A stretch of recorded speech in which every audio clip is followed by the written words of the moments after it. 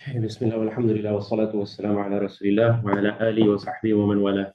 I don't remember exactly where we were. I know we were in Haqiqa and Majaz, but I don't remember exactly where we left off. I think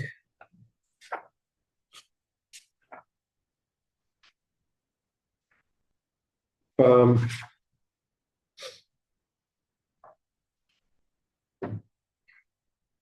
I don't think that maybe it's page 58. Yes, page 58. سؤال ولكن قال. You mean وَلَئِنْ قَالَ? Yeah. Okay, yeah, okay. I always forget the reading sequence. Should we like go in some sort of order so like, we remember it, or I don't know. Whoever wants to read. Okay, who wants to read? Okay, go ahead.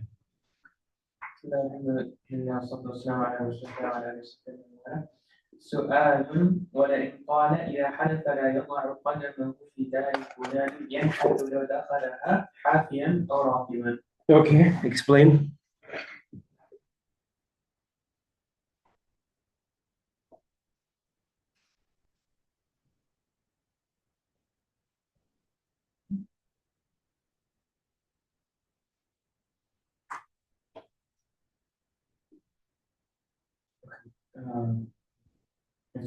This is where it's talking about the metaphors. So this is what I'm calling. So if somebody says that they swear that they will not put their foot in someone's house, would he have broken his pledge or his oath if he enters or rides in it? Not necessarily, because basically it's talking about like figure of speech, right? It's just saying metaphorically. Here's the problem. Here's the problem. So what did we say about haqiqa and majaz? Can the same word in the same sentence be both haqiqa and majaz at the same time?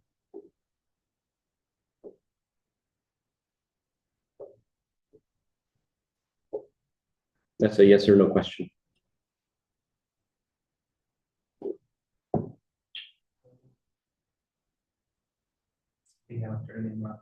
Oh, okay, no worries. If you look at page 56 at the bottom, حكمهما, the حكم of حقيقة المجاز. ثم الحقيقة مع المجاز لا يجتمعان إرادة من لفظ واحد في حالة واحدة. The word lion can either mean when I say I saw a lion yesterday. Say I saw a lion yesterday, right? What do you? Okay, let's have a conversation. I saw a lion yesterday. What do you think I saw? A lion. Animal. The animal. Okay. What if I continue my sentence? And man, this person was just amazing. You should have heard them give a speech like I saw yesterday.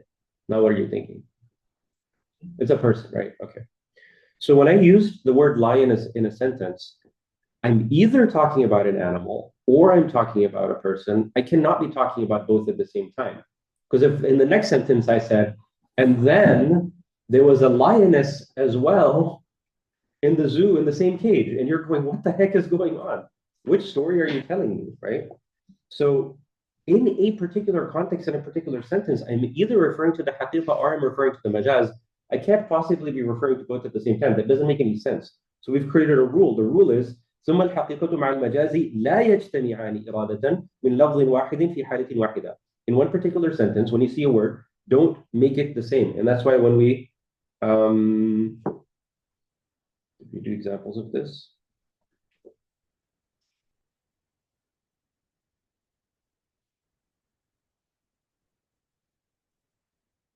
Yeah, we did the example of the saw, right? We said the container. The container can we're either referring to the physical container or what's contained in it. Then we did the example of the mulamasa. It's either referring to touch or it's referring to intercourse. It can't be referring to both. So we got to pick one. Okay, so now an objection is being raised. Whenever we see like su'alun, it's kind of like atila, is atila or something, something like that. Like it's if somebody asks this question, سؤال ولئن قال. So somebody says, إذا حلف لا يضع قدمه في دار فلان يحنث لو دخلها حافيا أو راكبا. Hey, Hanafis, you said you can't combine حقيقة and majaz.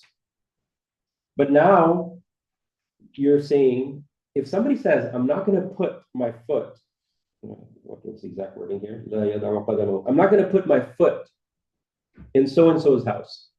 I'm not going to put, maybe the way we say this, I'm not going to put a foot in this person's house, right? Well, that literally means what? To put a foot, right? That's haqiqah. What's the majaz meaning? The majaz meaning is like, I'm not going to enter the house, okay? So the majaz means I'm not going to enter the house. So if they enter the house, but whether they put their foot, whether they enter on foot or they enter riding, like on a horse, like I enter someone's house on a horse or like smaller animal, whatever, you claim that the oath is broken. The question being asked is asked like, hey, would he break his oath if he entered barefooted or riding? And the Hanafis answer yes, actually. And then they go, aha, you're combining haqiqah and majaz. Do you see what their argument here? Yes, but why can't still not just take one of those? Like, even if they say we won't put a foot in, why can't they mean it metaphorically? Why can't they mean it metaphorically? Like, Okay, that's the answer. okay. So if we go over to page 59, we have الجواب عن السؤال الأول قلنا وضع القدم صار مجازا عن الدخول بحكم العرف. When somebody says, I'm not going to put a foot in somebody's house, do they literally mean a foot? No, it doesn't literally mean a foot. والدخول لا يتفاوت في الفصلين. So when somebody says, I'm not going to put a foot in someone's house, we will take that sentence and we will erase the words, I will not put my foot in someone's house, and we will just replace it and say, I will not enter someone's house. That's how we take it, because we're taking it majazan only, not haqiqatan. Hatta, even to the extent, and the book doesn't say this, but it's going to say this later, even to the extent that if I go to someone's house and I take my foot and I put it in there, then I step out, I have not broken my oath. What about the extent, like, so usually when someone's saying this, they're saying it like as a strong figure of speech of like, I disassociate myself with this person or whatever, right? But like, they're not talking about in the case of need or extreme scenarios, right? So are you talking about literally specifically related to the foot and entering the house, or are you talking about like, what if they enter? Mm-hmm. If they enter, they're broken their oath. Doesn't matter why they out of enter. necessity or something like that. Yeah. You made an oath. Okay. If you make an oath, you're not going to drink water. Is it necessity that you drink water? I mean, yeah. Have you broken your oath if you drink water? Yeah. Yeah. Have you broken your oath if you drink water? Yeah. Do you still have to do kafaratul yamin? Yes. You still have to do kafaratul yamin. Okay. So it doesn't matter that you took an oath. Oh, I'm taking an oath. I'm not going to breathe. Okay. Well, what's wajib upon you now? That you fulfill your oath or that you breathe? You got to breathe. So you got to break your oath. Well, why'd you get yourself in that silly situation? Don't be silly. So the point we're trying to make here is when somebody makes a sentence of, I will not put my foot in someone's house, we immediately delete that part of the sentence in our heads, right? In our heads. And we replace it with, I will not enter such so-and-so's house. So that even if they put their foot and they take it back out, they've not broken the oath. So see, we're not going with the haqiqah, we're going with the majaz. That's actually a good answer. It's like we're being consistent. We're not combining haqiqah and majaz. We're sticking to majaz only in this scenario. Okay? سؤال آخر. سؤال آخر وكذلك لو حلف لا يسكن دار فلان ينحك لو كانت الدار ملكا لفلان أو كانت بأجرة أو عارية وذلك جمع بين الحقيقة والمجاز. Again, this is the opposition saying وكذلك لو حلف لا يسكن دار فلان, I'm not going to go live in such and such person's house. يحنث لو كانت الدار ملكا لفلان أو كانت بأجرة أو عارية. What's عارية mean? What does عارية mean? عارية means to borrow. Okay, so حقيقة, when I say so-and-so's house, it has to be a house that they own. You have to have milkiya. That's what haqiqatan, if I say such and such person's house, I don't mean like the house they're renting. This is, again, these things like may not translate well into our culture or our language. Like if I say, hey, you want to come over to my house tonight? Does it have to be a house that I own, or is it it's the place I live, right? So they don't always translate well from either a culture or a language standpoint. So I don't want you to get hung up on like, oh, well, someone's house. That means where they live. Yeah, that's what it means to us. But we have to assume we're living in Imam Shashi's time and speaking Arabic in that place. So when you say someone's house, it literally means the house they own. Okay. So if I say I'm not going to live in such and such person's house, again, the objection being raised is, hey, even if they're what you meant was a rental house, borrowed house, or owned house. But they could be owning the house, which is haqiqah, or borrowing or renting the house, which is majaz. So now you're mixing between the two. Again, you're mixing between haqiqah and majaz. وذلك جمع بين الحقيقة والمجاز. And of course, we have an answer. الجواب عن السؤال الثاني. Can I ask a question? Yeah. This is one thing I kind of struggle with some of the kind of the answers I find online, right? Yeah. People will say like things are too black and white, right? Like too literal in their intent. Like at what point, because it's talking about factoring intent to a certain degree, but like to your point, if you're saying I'm not going to step foot in this person's house, your intended meaning in your head is I'm upset at this person, right? And like I'm just giving an example. Yeah. That's exactly what it is. That's exactly what it is. Yeah. But I'm not going to step in their house until they fix the situation. Yeah, you Yep. don't have explicitly said that, but that's what you intended. So Yep. would that be considered breaking up? If you do step in because they fix Yeah, the it would be. situation or the issue. It would be, but that's just not a Hanafi thing. That's going to apply in all the madhabs, right? Because the point is, when you make an oath, here's what it is. Making an oath is a big deal. It really is. And it should be seen as a big deal. Because if we make an oath and then we break the oath, what is that? It's a sign of a hypocrite, right? We know the hadith. And so making an oath is a big deal. And we know it's a big deal because kafaratul yamin in the Quran is a big deal. And so it shouldn't be taken as a joke. It's like when it's kind of sad, like the way we speak, we're like, oh, wallahi this, wallahi that, right? Now that's become more of like a figure of speech, like it doesn't have meaning. Sometimes it does. Like sometimes someone asks you, like, oh, is that true? Like, do you mean that? And you'd be like, wallahi, I mean that. Well, what? Like, and you actually mean it. But other times it's just like, wallahi, wallahi, wallahi. And it's just like, come on, like it's overused, overabused, right? But the idea is vows are supposed to be a big deal. And particularly when you're making a vow and you're like invoking Allah's name, it's supposed to be a really big deal. And because that's how you stay truthful to yourself and truthful to Allah. And then in particular, and we're going to get into more and more of these examples, is when it's someone else's right. So if you say, if such and such thing happens, you're free as a slave, or if such and such thing happens, you're divorced as my wife, it does become a big deal. And so what would happen is the reason, like, which section, there's 4 sections to the book. Which section are we in? Of the 4 sections? Yeah, which is what? Quran. Yeah. Okay. What do any of these examples have to do with Quran?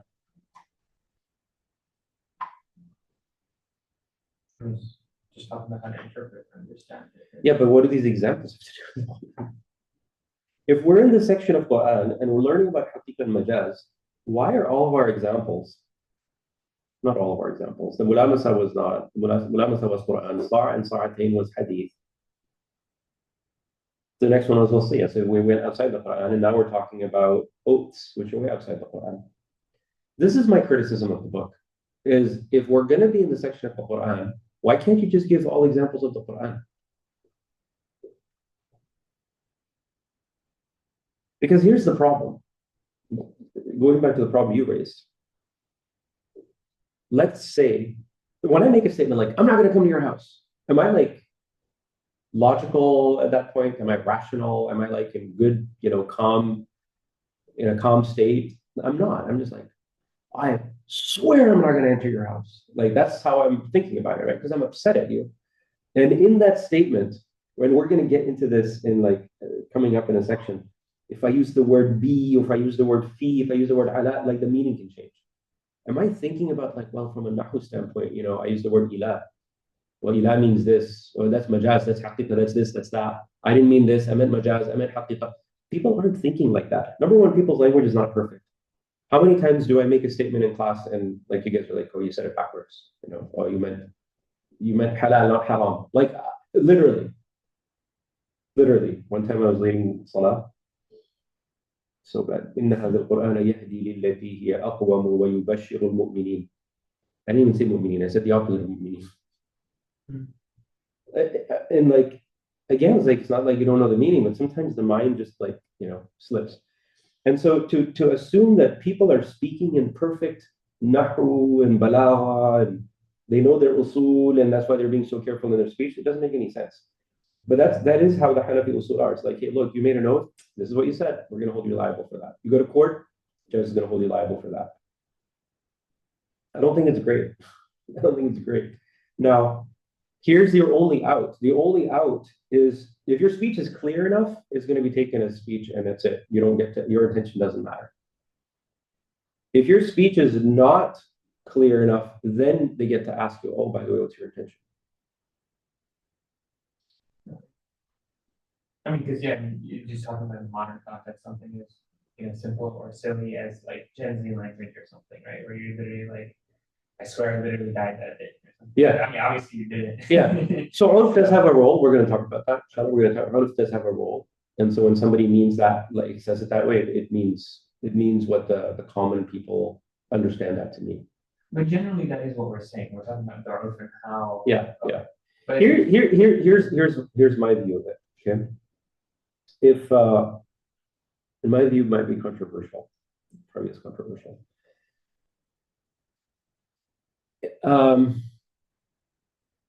Let's leave divorce out for a second because I don't want to go to divorce. Divorce gets very hot. But if let's say I say something to my wife and I'm joking. Again, I'm not talking about divorce. I say something to my wife and I'm joking. She knows I'm joking. I know I'm joking. Okay. Do we now all of a sudden have to go to court because like we have some disagreement? No, that's not the case.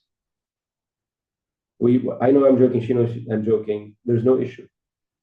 But if there's a dispute that arises, that's where this whole issue comes up. Okay. So that the whole worry is if I made an oath to myself and I know my intention, the way I will treat it, honestly, if I made an oath, I know my intention, I'm going to go by my intention. I don't know what my language was. I don't care what my language was. My intention, I know what my intention was. If Allah will hold me accountable for that in the Day of Judgment. If I lie about my intention to myself or to Allah, Allah will hold me accountable. So I'm not worried about that. I will go with my intention. But if I make you a promise, if I make an oath to you, and now this has become an issue between two people, we can't argue about intention because language is how we communicate. So the language is given preference over the intention. That makes sense. And the problem when you read this book is it might seem like it's only language that matters. But in every scenario, there are some scenarios where intention does matter. The problem with fiqh is oftentimes we don't consider intention, but intention does need to be considered in many scenarios.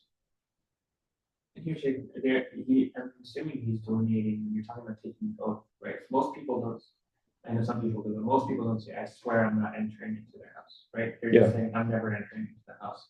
That's not an oath explicitly, is it? Because in that case, you have to watch your language for every single thing. Yeah, that's a good question. I don't know the answer. Okay. Yeah. A person who's very conscious of their speech, as Muslims, we should be very conscious of our speech. I do think, I'm not saying from a fiqh standpoint, purely from an adab standpoint, is that when we make a statement, we should treat every statement that we make like an oath. Again, I'm outside the field of fiqh, So I didn't answer your question. I'm just saying when we make a statement, we should hold ourselves so accountable to every statement that we make that we should think of every statement like an oath. Hey, I'll see you, I'll call you tomorrow, right? I say, I'll call you tomorrow. Did I make an oath? No.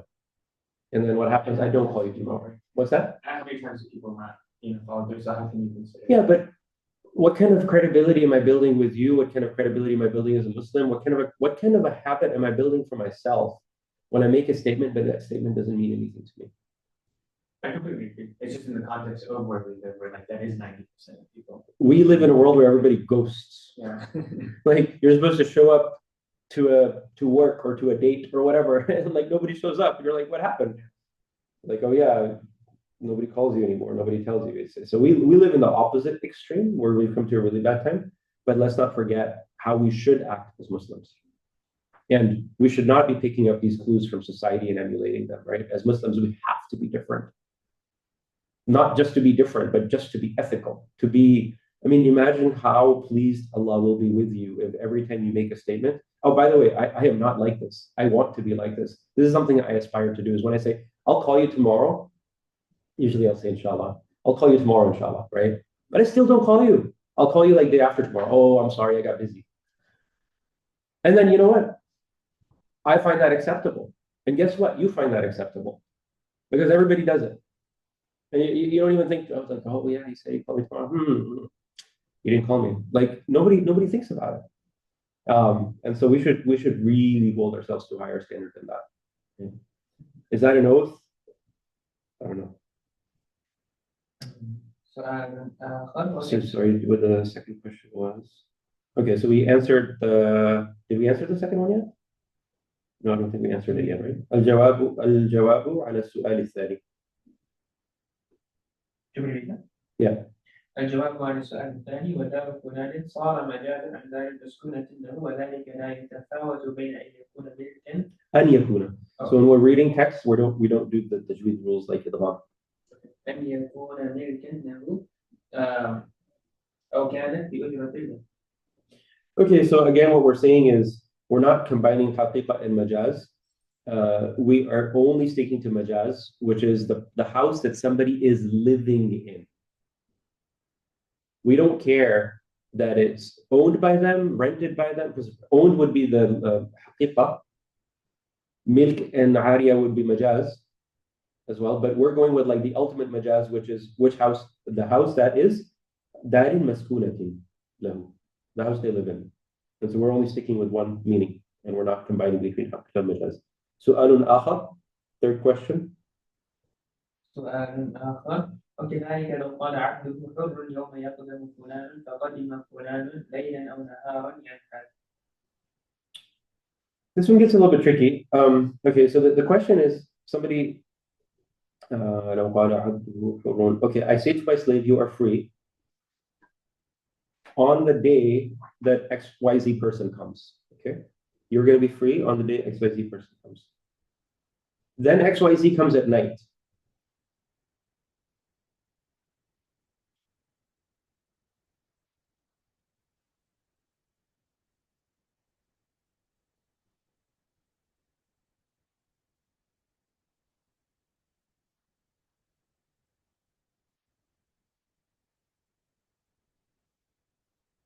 And we still say you're free. Or like if you don't free him, then the oath is broken. Okay. So but you said during the day, why did you include the night into the day? Because the day, the haqiqa meaning is day. The majaz meaning is night, includes the night. What are you doing here? You're including the night and the day. And so this one gets a little bit technical. Let's go ahead and read the Arabic and then I'll explain it, and then we'll explain it again in a future lesson as well. But go ahead. الجواب عن السؤال الثالث. Yeah. واليوم في مسألة القدوم عبارة عن مطلق الوقت لأن اليوم إذا أضيف إلى فعل لا يمتد يكون عبارة عن مطلق الوقت كما عرف فكان الحنث بهذا الطريق لا بطريق الجمع بين الحقيقة والمجاز. Okay, so the basic idea here is we're talking about لا يمتد لأن اليوم إذا أضيف إلى فعل لا يمتد. Basically, what we're saying, this is a little bit technical. There's two types of time. Well, let's start with, there's two types of actions. There's actions which are done in an instant, and there are actions which take time, which are done over some period of time. Okay, can you give me an example of an action, or either one? Give me an example of either one. Something that's done like this, and something that's done over a period of time.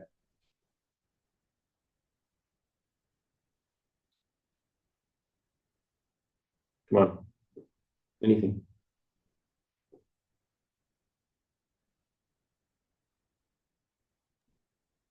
Like traveling is done over a period of time. Traveling is done over a period of time, right? I can't be like, I open the door and I get out, I'm like, look, I traveled. Like, it's not travel, it's not, yeah. Fasting is something you start in the morning, it goes all day, right?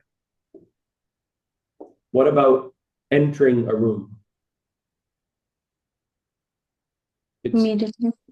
It's not extended in time, right? I entered, right? Exit. I just exit. To open a book, boom, I open, right? It's done. So we're going to talk about time quite a bit in this book, okay? There's going to be a whole chapter on things that can be done in slices of time versus they occupy the entire time, mutlaqan al-waqt and muqayyad bihi and all this stuff. So we're going to talk about time quite a bit, and then we're going to get into this definition of what does fi mean and like what's the specific wording here? Okay, so we're going to talk about how these actions work vis-a-vis time. And something that we're going to learn that right now you're going like, why? But later on when we learn it, we'll explain the why. Is when a non-prolonged action happens and we say, oh, that day, it includes the day and the night. It's the majazi meaning of it. But when a prolonged action happens and we say that day, we actually mean the day. Okay. So for example, when we say fasting, we fast the whole day. Okay, it's referring specifically to the day because fasting is a prolonged action. But if I say he entered that day, it could mean the day or the night. It doesn't mean he entered during the daytime. I would have to say he entered during the daytime to make it clear. Again, I don't need you to understand why right now. I just need you to understand how it works. So prolonged action, when I have a prolonged action and I say happened that day, it literally is during the daytime. Non-prolonged action, but then it could have been the day or the night. Okay, so that's our technical answer over here, although we haven't really explained it. That's what we say, وَالْيَوْمُ فِي مَسْأَلَةِ الْقُدُومِ عِبَارَةٌ عَنْ مُطْلَقِ الْوَقْتِ. It could be its unconditional time, it could be any time, because it's a non-prolonged action. So it's mutlaq. It doesn't have to be day or night. It could be day or night. لأن اليوم إذا أضيف إلى فعل لا يمتد. When we talk about the word yawm in the context of something that is a non-extended فعل يكون عبارة عن مطلق الوقت. It could be any time. كما عرف, like everybody knows. Don't you guys already know this? فكان الحنث بهذا الطريق. لا بطريق الجمع بين الحقيقة والمجاز. So that is why, because that's how it's customarily known, like that is why it would be day or night, not because we're combining haqiqa and majaz. It has nothing to do with combining haqiqa and majaz. Okay, now we're going to get into 3 types of haqiqa. Yeah. I don't want to split hairs here, but I'm just trying to understand like the underlying basis for this. How do we understand like where these rules are derived from? Because yes, they logically make sense in some scenarios. Yeah. Like this whole concept of if it's an immediate action, you say day, it only makes sense that it's during the daytime. Right. Yep. But a person could still totally be entered during the day. Yeah. So this is one of those problems. This is one of those problems where like I could have, you could go back to your intention question for a second. Okay. Like, but what I meant was the day. I didn't mean night.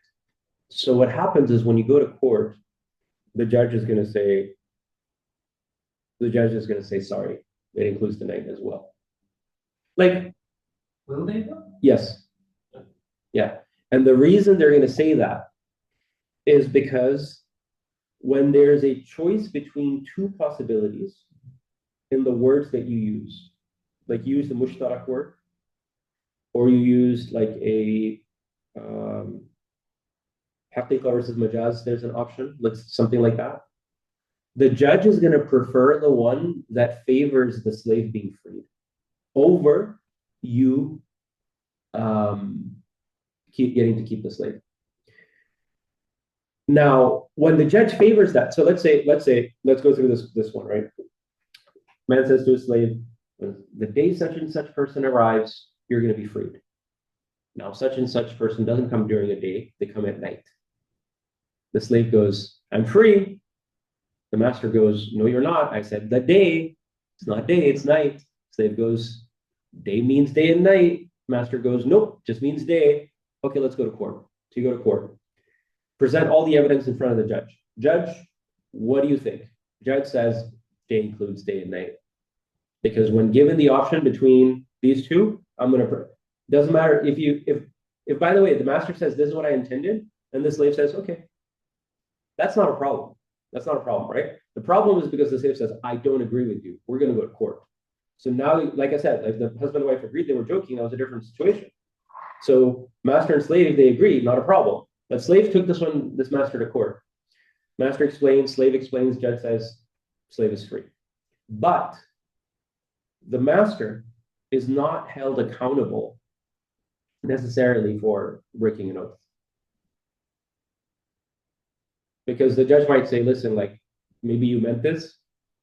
And so, we're not gonna like accuse you of breaking or anything like that. We're just gonna say, hey, the slave is free, because with language, we have to go with this. That's what the language means. And then, on the day of judgment, you and Allah deal with it. Maybe you'll get some reward because you didn't mean to lose the slave or whatever like that. So fiqh we can't always we're not always going to find an answer that makes everybody happy. If I'm hearing you correctly, this makes much more sense with the voiceover, right? Almost all of these situations that we're talking about are in regards to conflicts between two parties, which is correct. Half of what that is. But if I'm thinking like when you're talking about, a court will define it as such and such. Like if you're thinking about somebody's hey, don't tell me what I'm thinking in my head. Like don't like a death penalty test, or like somebody's in a murder case or something. And like, are they really splitting hairs over the language as opposed to? So when it comes to hudud and things like that, then the bar goes up. Yeah. So when it comes to like we're going to talk about this inshallah when we get to, there's a chapter on what's the chapter called?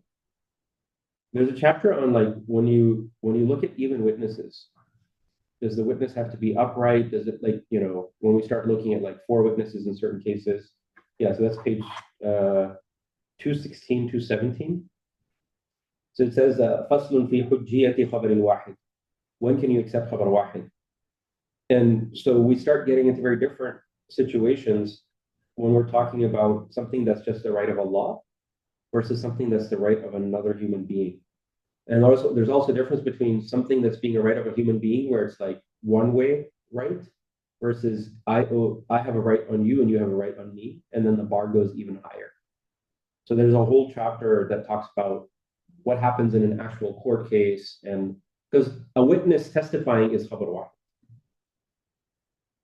How do we deal with that? Yeah. And so there's different bars of acceptability for different court cases. أنواع الحقيقة. أنواع الحقيقة ثم الحقيقة أنواع 3 متعذرة ومهجورة ومستعملة. So there's 3 types of haqiqas, and we're going to go through the hukum. The first type of haqiqa is muta'azzira. What does muta'azzira mean?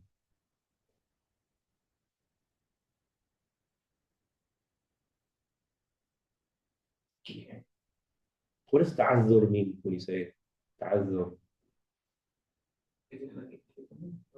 Yeah, like I was going to translate it as like impossible, but that's actually not like that's not a good translation. Impracticable is how the book translates it. I think that's good. I've never used that word in my life, but I think that completely works. So it's a haqiqa that is not practicable. Practicable. Sounds like a C or an S. Impracticable, impracticable, impracticable. Oh, actually, that's good. Okay. I think it's impracticable because if it was civil, then it would be CI. So impracticable. What that means is the example would be Zainab, do you drink tea or coffee or anything? Like what do you drink? Coffee. Coffee every morning or Yeah, your coffee this morning? not yet. Not yet. Are you gonna have a cup later today? Yes. Okay. I just said if you're gonna have a cup later today, like are you actually gonna take a cup and like drink the cup or eat the cup, or you're gonna take what's inside it? What's inside? Okay. So when I say I am not going to drink a cup this morning, which is normal speech, we say that in English. Because we're talking about coffee, we're having this conversation, and in the middle of it, I say, I'm not gonna have a cup this morning. And you're gonna ask me why not this morning. And so that is why do you think it's the coffee? Because when I say I'm not gonna have a cup this morning, it's impracticable. Having a cup is impracticable. Similarly, or maybe a better example even would be if I said, man, I have a plate of strawberries every day for breakfast. Dot dot dot dot dot. We're having this conversation. Oh, I didn't have a plate this morning. Okay, so again, it's not the literal plate; it's the fruit that's contained on the plate that matters. So when I use a word like that, you automatically going to know it has its majaz meaning and not its haqiqa meaning, because the haqiqa is muta'azzira. The next one is called mahjura. Mahjura is when a word is not used in that meaning anymore. It has a whole new meaning. So, Afraz, since we're talking about Gen Z, give me some Gen Z terminology example. I have 100% or not. I'm just kidding. One example. Give me one example. Anybody. I came to the US as a teenager once. I moved here when I was 16.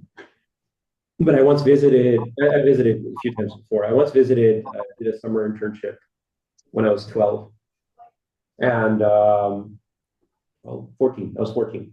So I was 14, came here, I was working in an office, and I had this, my uncle had lent me this nice mountain bike. It's a really, really nice bike. And I would ride it everywhere. I would go to work in it, I would drive home in it. And this one guy comes up to me one day and he goes, man, your bike is bad. And I was new to America and it's like, wow, like, why is the bike bad?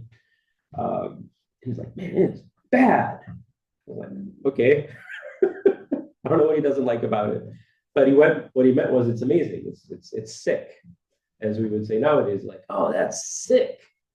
Sick doesn't mean defective, unhealthy. It means good, right? And so again, we have to take that into account. We have to take the custom into account. Somebody comes up to you, your car is sick.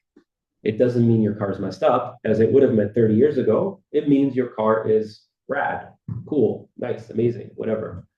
So when somebody uses words like that, we should know that the primary meaning has now changed. Somebody calls something sick, doesn't literally mean sick unless they're calling a human being sick, right? We have to understand all of this context, which makes language is very hard to learn as a non-native speaker. They're like, wait, sick means something bad for a human being, but it doesn't for things anymore. Okay. Something negative for human beings and animals, right? But not inanimate objects. Okay, so we discussed muta'azzira. So if I use that language and I say, this is sick, you should automatically know I mean not the haqiqa meaning, but I mean the majaz. Yeah. And then there's musta'mala. And musta'mala is haqiqa that's actually used.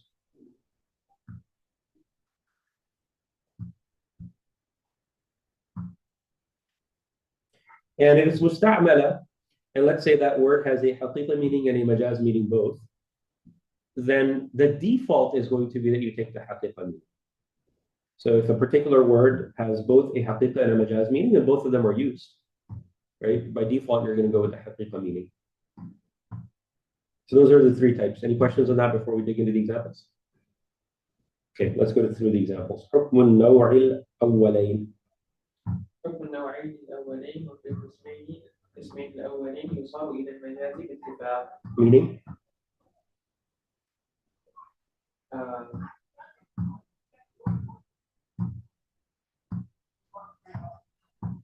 So in the two types, the first becomes majaz. No, in the first two types. It's the الأولين is صفة to القسمين. وفي القسمين الأولين in the first two types. In the first two types, we're going to assume the meaning is majaz. And everybody agrees upon that. Okay?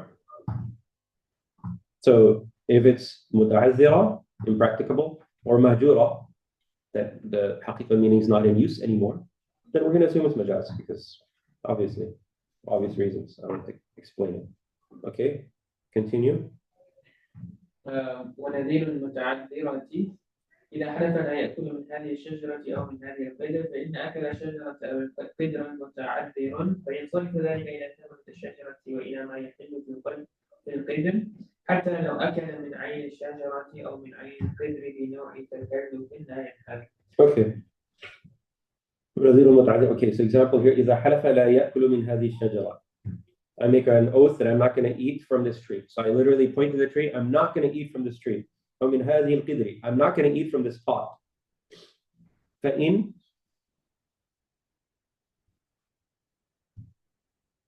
You guys see the problem here? The nahu issue here? Yeah, it's not inna. It's فإن. It's a haraka mistake. Is that do you know if that's like from the actual text or just the typo in the? Oh, it's just typo in the, yeah. The actual text has no harakat. فإن أكل الشجرة أو القدرة متعذر. You know, if he eats from the tree, or if he eats the pot, that's going to be متعذر. فينصرف, so therefore the meaning itself changes to ينصرف ذلك إلى ثمرة الشجرة. What it means is not eating the tree, but eating the fruit of the tree. وإلى ما يحل في القدر, and whatever is possible from the pot, whatever is in it. حتى لو أكل من عين الشجرة, to the extent that even if I went and started like eating the bark of the tree and the branches and all of that stuff,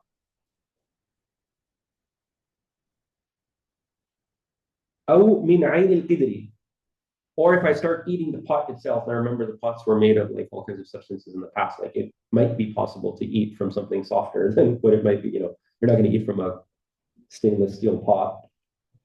بنوع تكلف, in a way that's like, obviously like forcing myself. I'm eating the bark of the tree. لا يحنث. It doesn't count because the meaning that was intended was what?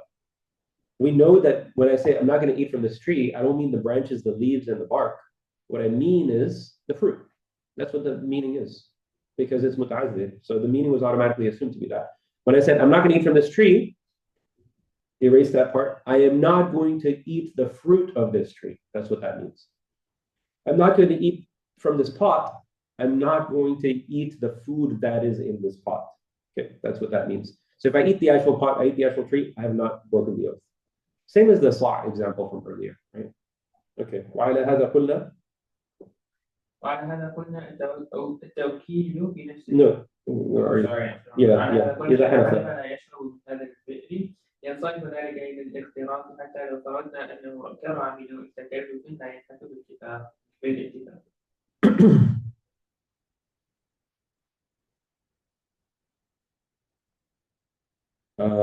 So this example.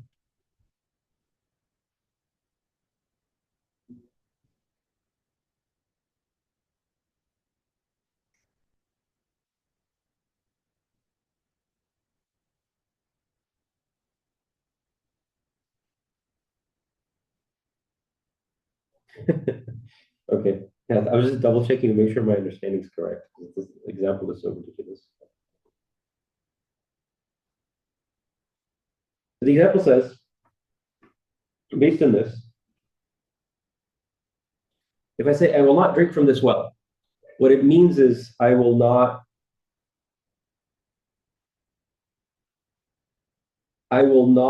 like, take a bucket and put it in there and pull the water out and like drink it. Or like if I could put my hand in there, I'm not gonna take the water in my hand and drink it like this. Okay, that's what that means. So what if it's a deep well, right? And instead of throwing a bucket in, I put myself on a rope. I do like a bungee jump, like where I put my foot on the rope and I like dive in and I like drink directly from the well. I've not broken the oath. So I don't know. This is the kind of example I don't like because the example itself is so ridiculous. Because what it means is I will not drink from this well is I will not drink from this well as people normally drink from a well, which is to take water in a scoop in your hand and drink it from that. If you don't like this example, you're with me. If you have questions on it, I probably can't answer them. The previous two examples are better. But this kind of goes back to the question.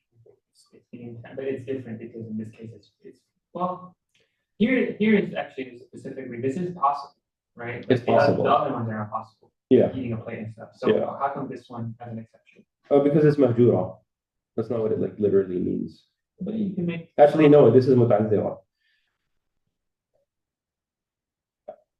So we didn't say impossible. We said impracticable.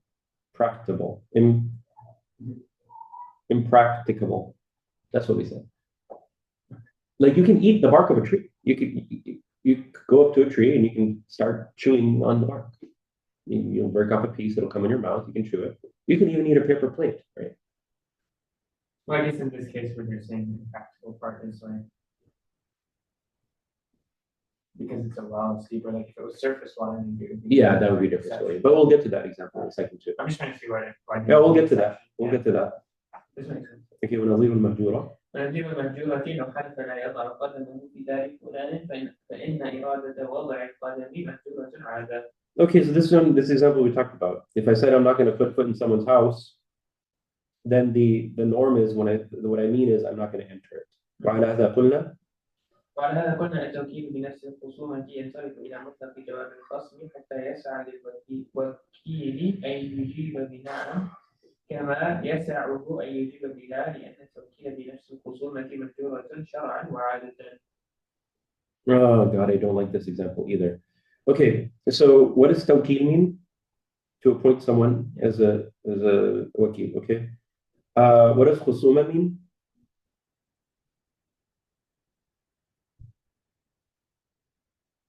You guys know? Khusuma means to like, it's kind of like jidal. It's like to argue, dispute. Okay. Are we supposed to argue and dispute? Is it permitted to argue and dispute? No, right? We're not supposed to be arguing and disputing with each other.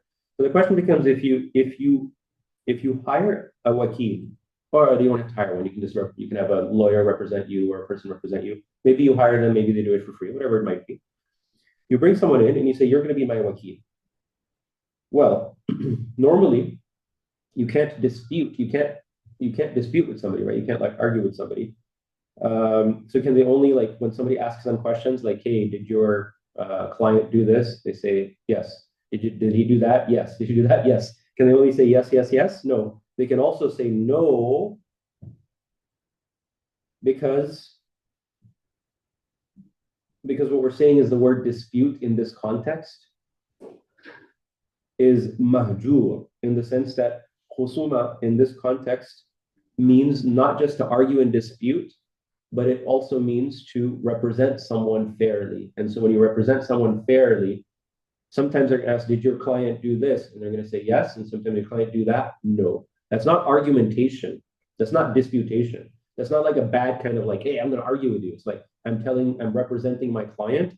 And as a part of this representation, the word khusuma just means being able to say yes and no fairly and truthfully. Okay. That's all that's trying to say. The word husuma can have a negative meaning, which is disputation and argumentation, or it can have a meaning which is to say, to disagree in this context really effectively. Okay. We'll come back for the next example after a quick break. We'll take a break until 8:46.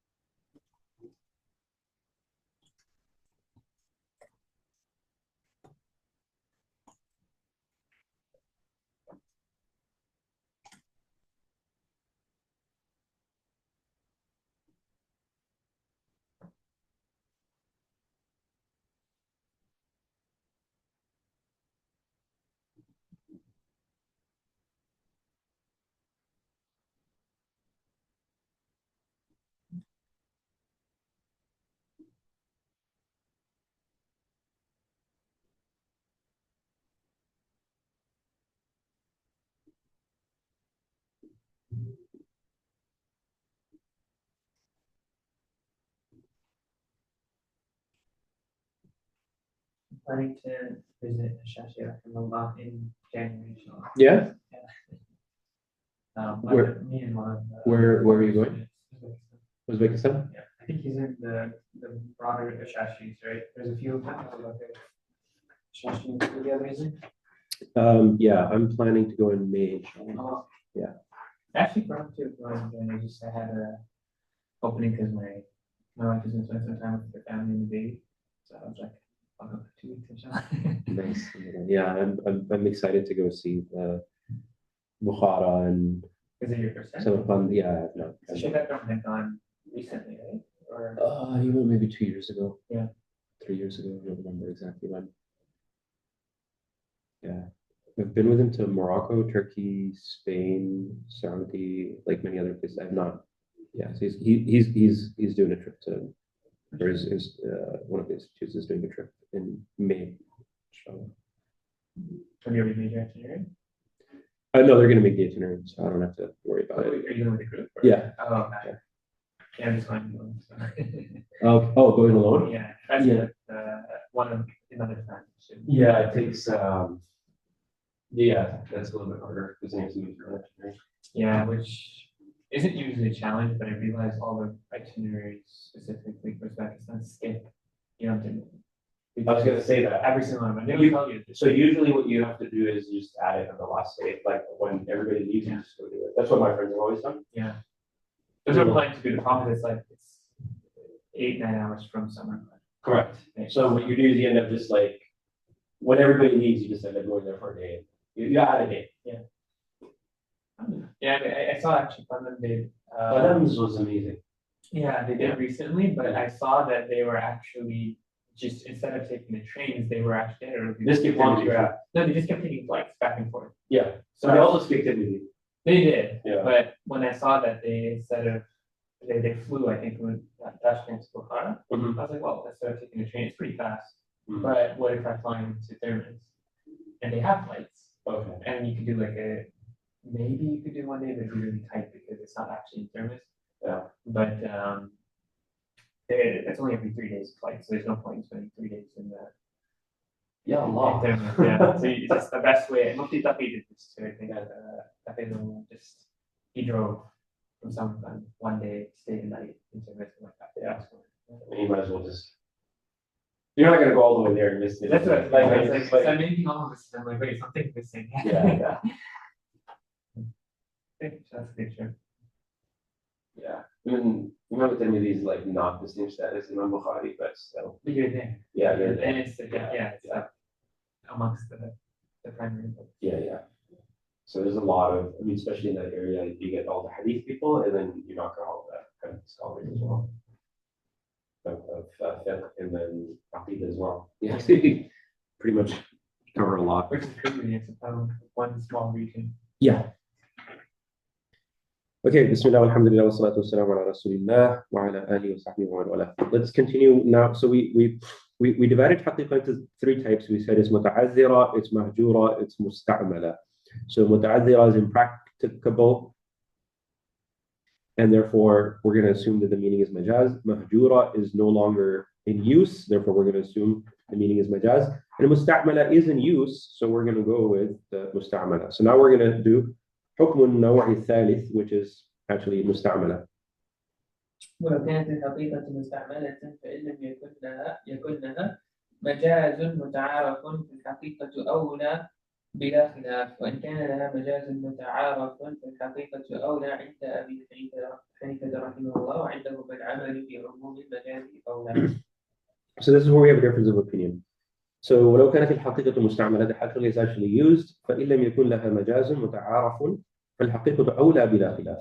So if it does not have a metaphorical meaning that is common, right, then you go with the حقيقة. The problem is, what if you have إن كان لها مجاز متعارف? If you have a majaz meaning that is common according to the custom, then the حقيقة is أولى عند أبي حنيفة. ولكن عندهما, who's عندهما? إمام محمد and Abu Yusuf. Then وعندهما العمل بعموم المجاز أولى. They're going to go with the majaz.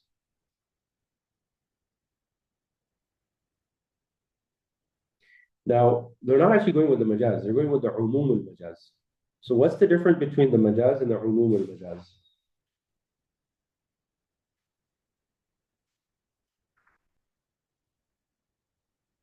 The umum al-majaz, just to make life more interesting, includes the majaz and the haqiqa meaning within the umum al-majaz. It includes both.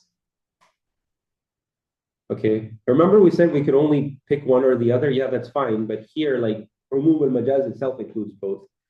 So we're not dealing with the Mu'tazila situation. We're not dealing with the Mahjura situation. We're dealing with the Musta'mala situation, where the majaz is customarily used. And so Imam Muhammad and Abu Yusuf are going to prefer umum al-majaz, which includes both. So this example, the example makes this part very clear. Mithaluhu, this first example is a good example, and it makes it very clear. مثاله لو حلف لا يأكل من هذه الحنطة ينصرف ذلك إلى عينها عنده، حتى لو أكل من الخبز الحاصل منها لا يلحد عنده، وعنده ما ينصرف إلى ما يتضمنه الحنطة بطريق عموم المجاز فيلحد بأكلها وبأكل الخبز الحاصل منها. Okay, let's go through this example. Okay, so لو حلف, again, this whole thing is supposed to be about Quran, but we're again talking about oaths. So this is the problem with some of our books. Is like the examples are all about like human speech, right? لا يأكل من هذه الحنطة. Okay, I make an oath that I'm not going to eat from this wheat. ينصرف ذلك إلى عينها عنده. According, who's عنده? Imam Abu Hanifa. So the oath is referring specifically to the ayn. It's referring to the wheat itself. Okay, I promised I'm not going to eat wheat. It means that I'm not going to eat the wheat raw. I'm not going to eat the wheat after like heating it up. I'm not going to eat the wheat.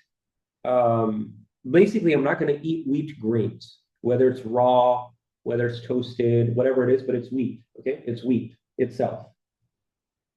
That's what we mean by wheat, by ayn, right? Wheat itself. The haqiqa meaning of wheat is wheat. حتى لو أكل من الخبز الحاصل منها لا يحنث عنده. What if I took the wheat and I ground it into flour and I made some sort of bread out of it? I've not broken my oath, because according to Abu Hanifa, wheat was wheat. If I took the wheat and I ground it into flour, it's not wheat anymore, it's flour. and then made bread out of it, it's like really something different. And therefore, I've not broken my oath. عندهما they have a different meaning because they're going to go with عموم المجاز. ينصرف إلى ما يتضمنه الحنطة بطريق عموم المجاز. عموم المجاز فينحس بأكلها. So whether I eat the wheat raw or toasted or roasted or whatever, وبأكل الخبز الحاصل منها as well, because that through majaz is still wheat. So whether I eat the wheat bread or the wheat itself, I will have broken my oath. Because according to Abu Yusuf and Muhammad, it includes the umum al-majaz. What are the implications of this shift in terms because they're obviously opposite spectrums? Yeah. On the usuls, are we saying that there are sub-frameworks within Hanafi usul that operate off of these opinions that are different, or what are the implications? The implications for the Hanafis, generally speaking, is when it comes to fiqh opinions, Hanafis are very rigid, generally speaking. So like 98% of the time, 99% of the time, they're going to go with Imam Abu Hanifa says. But it is within the school, you have different. So it is within the school, but it almost becomes theoretical because very few are those that want to shift away from the opinion of Imam Abu Hanifa. You're not going to find many Hanafis who are going to say, oh, yeah, witr not wajib. Abu Hanifa said so, his students disagreed.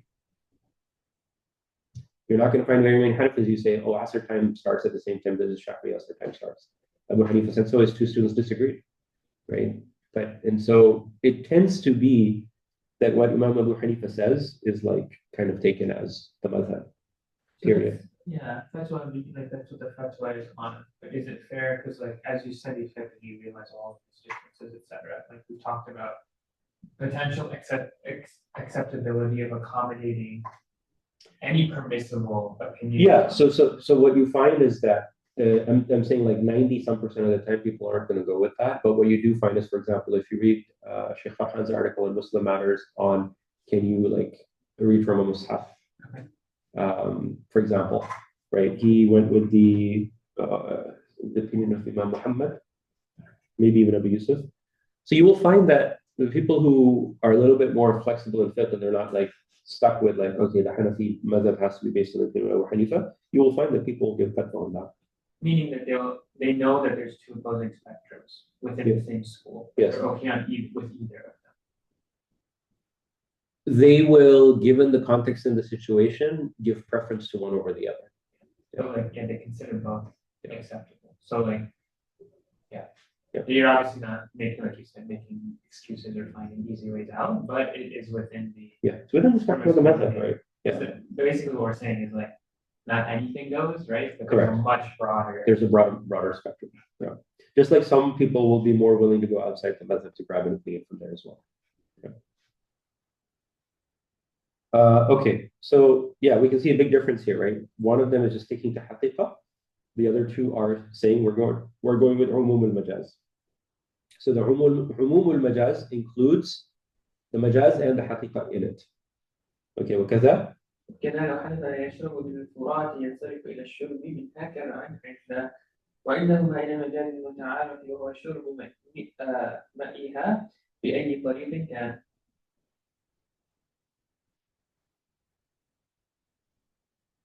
Okay, this one's interesting. It's a little bit different from the well because the reason it's different from the well is because the normal way of grabbing water from a well is that you scoop it up or that you put it in a bucket or something like that. Whereas the normal way that you drink from a river is if you're walking, if you're out on a hike or out in the wild and you're walking somewhere, like, norm is like, oh, you come across a body of water, you go to the body of water and you kind of like, scoop water up and you drink it like that, right? That would be the norm. And so for Abu Hanifa, if you make an oath, لو حلف لا يشرب من الفرات, I'm not going to drink from the Euphrates River, ينصرف إلى الشرب منها كرعا عنده. So it means that you're not going to go up and start like drinking like that with your, sipping from the water. وعندهما إلى المجاز المتعارف says this is المكمعون والمجاز وهو شرب مائها بأي طريق كان. So you can take it from a cup, you can take it from a hand, you can take it this way, you can take it that way. Any type of drinking is going to be breaking the oath. Whereas for Abu Hanifa, only if you drank directly from it, that would break the oath. But if you went and you like took cup, pulled it out, drank it like this, that would not be breaking the oath. Just going back to the question. By the way, there's another point I want to make before you ask your question. The usul of the Hanafi madhab were codified by who? Later. Yeah. You're not going to find these usul in Zahir al-Riwayah. You're not going to find these usul in Al-Asl, in Al-Sir al-Kabir, Sir al-Saghir, Al-Jami al-Kabir, Al-Jami al-Saghir, etc. So sometimes when they say Abu Hanifa would do this, they're taking a fiqh opinion that Abu Hanifa has and they're extracting a rule out of it. Sometimes they say Abu Hanifa is going to do that. And what they've done is they've extracted a rule out of some other place, right? They've done tafsil, they took a rule, and they said, based on this rule, Abu Hanifa is going to do this. But Abu Hanifa never said that. So we're making an assumption, okay? So when it comes to like drinking water from the river, we would have to go back to the books of the Hanafi fiqh and find, did Abu Hanifa actually say, did he actually say that, hey, by the way, if somebody makes an oath that they're not going to drink from the river, for me, that only means if they're taking directly from the river and not that they're taking from a cup? Or are we placing a rule on him that he didn't say himself, but we took something else that he said, we derived a rule out of it, and now we're applying that rule back and we're saying Abu Hanifa says this. But he never said that. I don't know which example this is, okay? My suspicion is he actually never said this. I've not gone back to validate this. But we have to be careful about the fact that sometimes we'll say Abu Hanifa says this, Abu Hanifa says that, Abu Hanifa says that. But see, look at our wording here, right? لو حلف لا يأكل من هذه الحنطة ينصرف ذلك إلى عينها عنده, according to him. But did he actually have a qawl associated with that? Or we're saying according to him, meaning according to his rules? And he didn't even tell us his rules. We came up with the rules. So we just have to be careful that sometimes we say Abu Hanifa, his view is this, and his student's view is that, but we don't actually know. Sorry, I know I'm like adding more like doubt into the matter about what Abu Hanifa feels, but I just want to be transparent with you guys. You guys are becoming more advanced students, and so you should know that when we make a statement like this, we can't always back it up. Sometimes we can and sometimes we can't. Reality of the situation. And so that maybe helps us also understand that maybe the differences between Imam Abu Yusuf and Muhammad and Abu Hanifa in terms of usul maybe are not that varied. Maybe we came up with some of these usul, and maybe the usul, if we had a conversation with him, Imam Abu Hanifa might say, actually, yeah, you're right about the opinion that you took this rule from, but the way that you took the rule is not the way that I intended it. I actually meant this other rule. And then so when you derive this other rule out of it, that wasn't what I meant. Maybe he would disagree. And there's a high degree of probability that there's result from the error. Yeah. But you have to factor in everything. Yeah.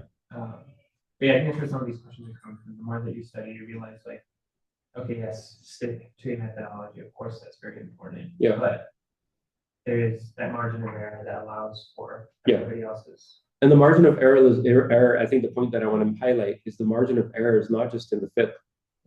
There's a margin of error in the usul. Yeah. And so when you're going from furu' to usul to new furu', there are multiple places that we can make mistakes or we can make assumptions or something like that. So we just have to be careful with that. Yeah. Did you have a question? So we talked about here, we'll need direct sipping, of course, to because that is usually what happens. Yes. Right? So, but in our case, that is not usually what happens, right? Usually. Fair. So for us, it might be different. So according to Abu Hanifa today, it could mean something else. Yeah. Even according to Abu Hanifa today, it could mean something else. Yeah. So a large part of when we study a text like Usul al-Shashi, a large part of it is,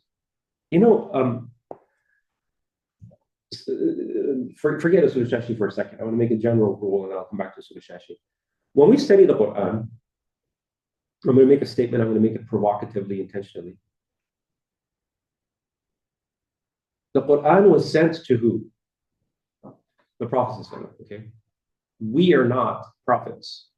So the Quran wasn't sent to us. I'm making this like provocative statement intentionally. The Quran was sent to the Prophet. The Quran was revealed to him in his time, in his context, in particular situations. And we start making mistakes when we think the Quran was revealed directly to us. That's the problem that we have. Is we start reading the Quran, oh, this word means this word means that, this word means this. No, we don't understand. What we need to do is we need to understand the Prophet first.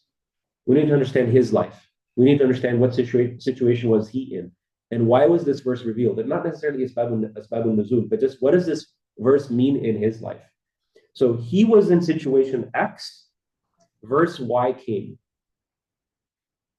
Now we come back and we say, so that's called the first application. It's the first application. The Prophet was in a situation, he applied the verse in his life, right? Then we have to look at us. What situation are we in? It's not the same situation as the Prophet, by the way, but maybe we can find something that's similar and we can analogize and say, okay, this is a situation that's similar to the Prophet. So we can take this verse and apply it to our lives. Call that the second application. But don't confuse the first application and the second application. Don't directly apply the verse. And by the way, like, there may be a situation where it's like the process dealt exactly with what we're dealing with, and so it's exactly the same application. So I'm not trying to be like I'm not trying to be rigid here. I'm just saying we have to look at our situation and how that verse applies to us versus the Prophet's situation, how the verse applies to him. Okay, that's Quran. That's how we should do tafsir. The way we do tafsir is we understand the Prophet's situation and what he did with that verse, and what our situation is, what we do with that verse. I'm not trying to compare this book to Quran, but I do want to make a point that part of why this book is so hard for me to teach, I think you can appreciate the book is hard. The book is hard for multiple reasons. The technical terms are hard. The language is different.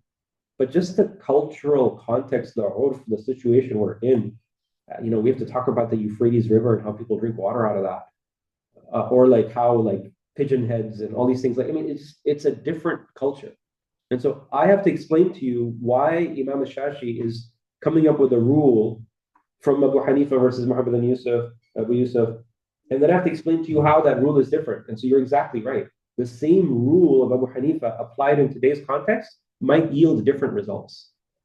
And he might say, for us, like the normal way of finding Qibla might be to use a smartphone, and the normal way to drink water out of a river might be to use a filter, because you go to REI and you get all these like filters which will remove the impurity from any water, And so it's just a different way of thinking.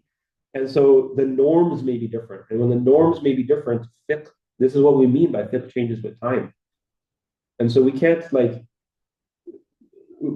be doing something silly, like go to Quduri, and Quduri has a list of expressions which result in talaq that's sarih, and another list which is talaq, which is kinaya, and be like, oh, these are exactly what we're going to translate these word for word into English, and this is the list we're going to use in America.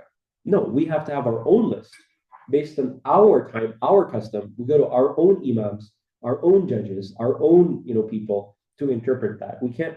Quduri is not gospel for eternity. Usul al-Shashi is not gospel for all of eternity. We have to learn the principles, understand the principles, and apply those principles in our time. That's the idea. المجاز قال ابن الحقيقة. ثم المجاز عند ابن حنيفة رحمه الله خالف عن الحقيقة في حق اللفظ، وعندهما خالف عن الحقيقة في حق الحكم، حتى لو كانت الحقيقة ممكنة في نفسها، إلا أنه امتنع العمل بها لما يصار إلى المجاز، وإلا صار كلامه لغوا. وعنده يصار إلى المجاز وإن لم تكن الحقيقة ممكنة في نفسها. Okay. Remember the comment I made earlier about when I say I will not set foot in someone's house, you erase that part, you say I will not enter someone's house. That's not necessarily how Abu Yusuf and Muhammad think about it. That's only how Abu Hanifa thinks about it. So what do we mean by this? Al-majazu khalafun min al-haqiqa. What does khalaf mean here in this context? It means substitute. So if I give you a sentence and the sentence is written in a majaz way, you can literally erase the words and replace them with the haqiqa. Let me start over. If I give you a sentence and what I meant by the sentence is a majaz meaning, you can erase the haqiqa meaning and put the majaz there, and that's how Abu Hanifa looks at it. He looks at the sentence, he tries to see, does the sentence make grammatical sense? Again, these are back projections of Abu Hanifa. I don't know if Abu Hanifa exactly would agree with this, but this is the way the usul have been derived now. So he would look at the sentence, says, does the sentence make grammatical sense? The sentence makes grammatical sense. Okay, great. Then just delete the haqiqa part, replace it with majaz. I'm done. For Abu Yusuf and Muhammad, that's not how they look at it. They first make sure it makes grammatical sense. Then they say, can the haqiqa meaning of the sentence make sense? Yes, the haqiqa meaning can make sense. Okay, now replace the haqiqa with the majaz, and that's okay. If the haqiqa meaning cannot make sense on its own, we're not even going to look at the majaz. We're just going to ignore it as a nonsensical sentence. Okay? So this is best proven through examples. We'll go through examples. Let's just break this down piece by piece. So المجاز عند أبي حنيفة رحمه الله خلف عن الحقيقة في حق اللفظ. So you take the sentence, replace the haqiqa with the majaz, it's done. وعندهما, according to Abu Yusuf and Muhammad, خلف عن الحقيقة في حق الحكم. The sentence is going to stay a haqiqa sentence. It needs to make sense in a haqiqa meaning, and then we're going to apply it in a majazi way. I know this may be theoretical, we'll explain in a second. حتى لو كانت الحقيقة ممكنة في نفسها إلا أنه امتنع العمل بها لمانع يصار إلى المجاز وإلا صار الكلام لغوا. So if the haqiqa meaning makes no sense whatsoever, if it's not possible, it's not, it doesn't have a meaning, not that we're going to act on the meaning. We just need to make sure it has a meaning. If it has a meaning and the meaning makes sense, great, then we'll apply the majaz. If the meaning doesn't make sense, then it's going to become lahu, cancelled. Okay, we're going to do ilgha of it. We're going to cancel it. وعنده يصار إلى المجاز وإن لم تكن الحقيقة ممكنة في نفسها. For Abu Hanifa, we don't care if it's possible or not possible. We're just going to go to the majaz. So let's do the example. مثاله قال لعبده وهو أكبر سنا منه هذا ابني لا يصار إلى المجاز عندهما لاستحالة الحقيقة وعنده يصار إلى المجاز حتى يعتق العبد. Okay, pause. Here's the example. A master says to لعبده, to a slave, وهو أكبر سنا. The slave is older than the master. هذا ابني. هذا ابني. Okay. The master says to the slave, this is my son. Okay, let's go through this for Abu Hanifa. How does he translate هذا ابني? He's going to say, if you're calling him your son, that's a majazi way of saying, I free you. It doesn't matter if the haqiqa is possible, the haqiqa is not possible. I'm going to go straight to the majaz, and I'm going to say, أنت حر. That's what that means. Okay, that's what that really means. لا يصار إلى المجاز عندهما. Let's start with وعنده. وعنده يصار إلى المجاز حتى يعتق العبد. So it's like saying you are free. You're my son is like saying you are free. Okay, because what can you have a son who's your slave?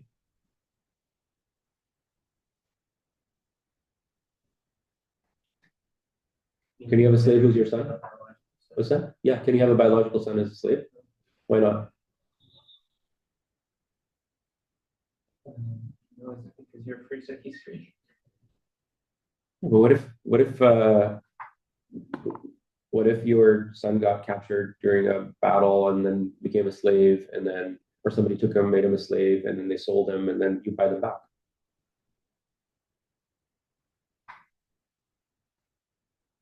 Does that have your answer?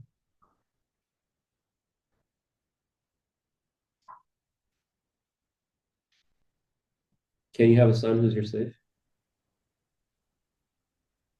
I don't. You don't know. Okay. So the answer is yes, no. What I mean by yes, no is the Prophet said that you cannot have your own like immediate family members as slaves. Like the Prophet you can't do it. However, if let's say your son is a slave, right, and you want to free them, you might go and buy them, right? You buy your son, the slave, and then when you buy them, immediately you own them, but then immediately because of the hadith, they're free. So they were your slave for a split second. Like just because you bought them and then like boom, boom, like it happened, like instant. Okay. So yes, they can be your slave, but only for like a millisecond, or if you're mathematically inclined, the limit as time approaches 0. Okay. So it's like the smallest amount of time possible where you own them, and then because of they couldn't be free when you didn't own them because they were someone else's slave. But then you owned them, and because of that ownership, they became free. So you can't say they became free by you buying them. No, they became free. You bought them, they became you owned them for like half a second, and then that is what freed them. Do you follow? Okay, I know this sounds technical, but it's going to affect the rest of the book if I don't explain it this way. The rest of our usul get all messed up. So the Prophet said you cannot have your own son as a slave, right? That's coming from a hadith.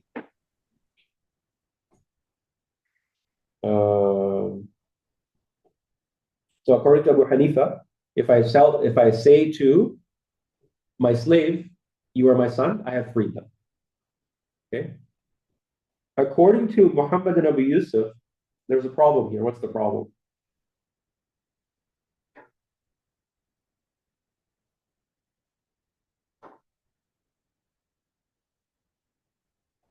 Based on the rule that we just learned like 5 minutes ago.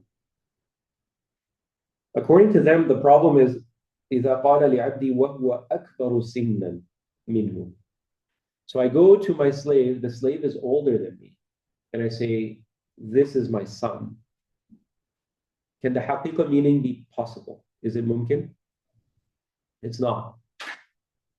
Well, if the haqiqa meaning is not mumkin, then what happens to the majaz meaning? We don't even go there. So that entire speech of hadha ibni is cancelled. It is meaningless.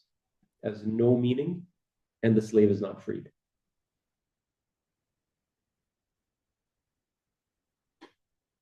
Do you see the application of the rule? The rule is, if the haqiqa is possible, then I will apply the majaz. If the haqiqa is not possible, I cannot apply the majaz. That's the rule for these two. Abu Hanifa doesn't care about the haqiqa possibility. The sentence made sense. Hadha ibni. He's good with the nahwu of the sentence. He applies it. Slave is free. So it has a very real fiqh consequence. Now, if the slave was younger, you say hadha ibni, then for Abu Yusuf and Muhammad, he would be free. But the slave is not younger, he's older, therefore he's not free. Okay. Next example. وعلى هذا يخرج الحكم في قوله له علي 1000 أو على هذا الجدار يقول عبدي أو حماري حر. Okay. Okay. We haven't studied the word aw yet. We will get to an entire study of the word aw. We're going to have a whole chapter on the word aw. That'll come, inshallah. But I'll give you the simple answer right now. وعلى هذا يخرج الحكم في قوله له علي 1000 أو على هذا الجدار. What you're saying is,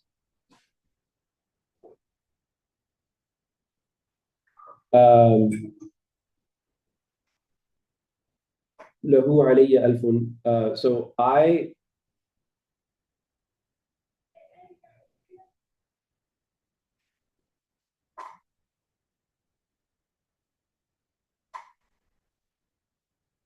I'm going to apply grammar to this first of all, right?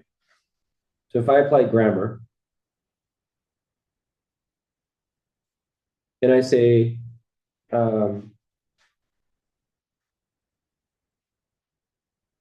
I owe him 1,000.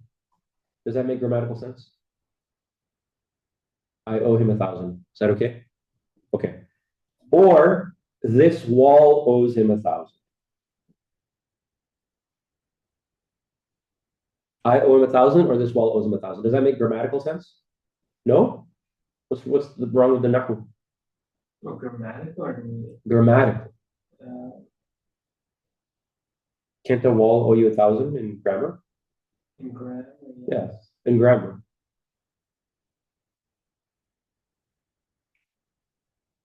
You okay with that, Zena? I mean, it's grammar. You can make up all kinds of stuff. This is why the grammarians are like terrible writers sometimes, or thinkers. They're just like, oh look, the grammar is good.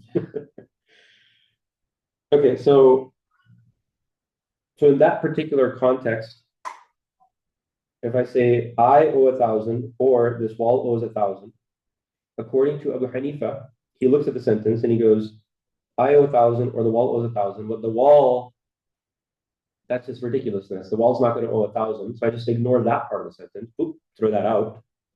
And what you're left with is I owe 1,000. And in fact, you can even take the majaz meaning of owe. So you can say I owe 1,000 and the wall owes 1,000. And then you throw that part out. The wall doesn't owe 1,000. I owe 1,000. And that's perfectly fine. And therefore, that sentence will apply and I will owe 1,000. According to Abu Yusuf and Muhammad, they're going to look at it and say, I owe 1,000 or the wall owes 1,000. Yeah, that makes grammatical sense, but that's not possible. We're going to throw the whole thing out the window. So you don't owe anything. So according to Abu Hanifa, you're going to owe 1,000. According to Abu Yusuf and Muhammad, you're not going to owe anything. Or you say, my slave or my donkey are free. Is that grammatically okay?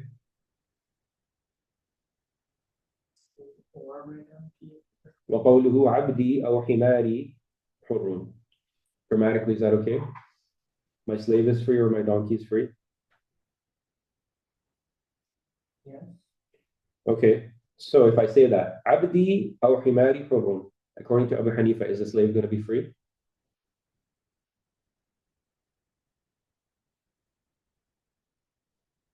And it says yes. Meaning it's grammatically yes. Yeah, because he's just going to be like, yeah, not a problem, right? And then is he going to be free according to Abu Yusuf and Muhammad? No, because they see this as it's not haqiqa possible, therefore the majaz is not going to be applied. Okay? Gotta love the examples. Sheikh, but isn't a part of it still okay? Like abdi hurum? Abdi hurrum. So the way they're going to look at it is they're going to say if what you meant was, like they're going to say abdi, and oh here has to have like a majaz meaning because you can't say himari hurrun. The sentence can only make sense if you meant the majaz meaning, which is abdi. So here's how they're going to translate it. They're going to translate the aw to wa. So you're going to say abdi wa himari hurrun, and then they're going to say that's not possible, and then they're going to throw the whole thing out. We'll get to this when we get to aw. We'll get to this again when we get to aw, inshallah. Yeah. Okay. Go ahead and read this last part.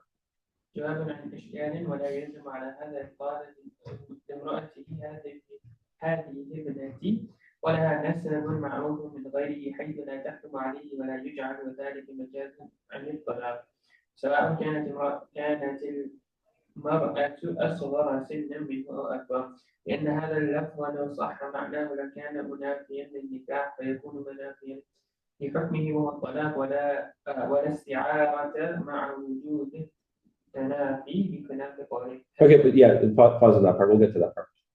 So again, whenever we say qila or we say su'alun, there's an objection. So when we have jawabun an ishkalin, this is another objection.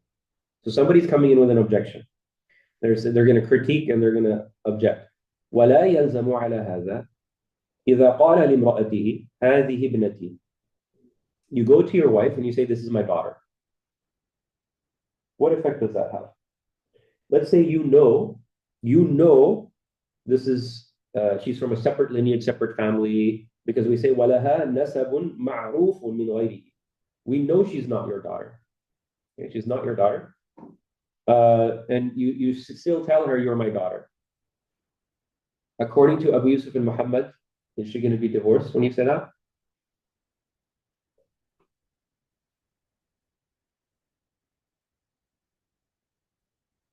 We just did the rule. This is easy. No.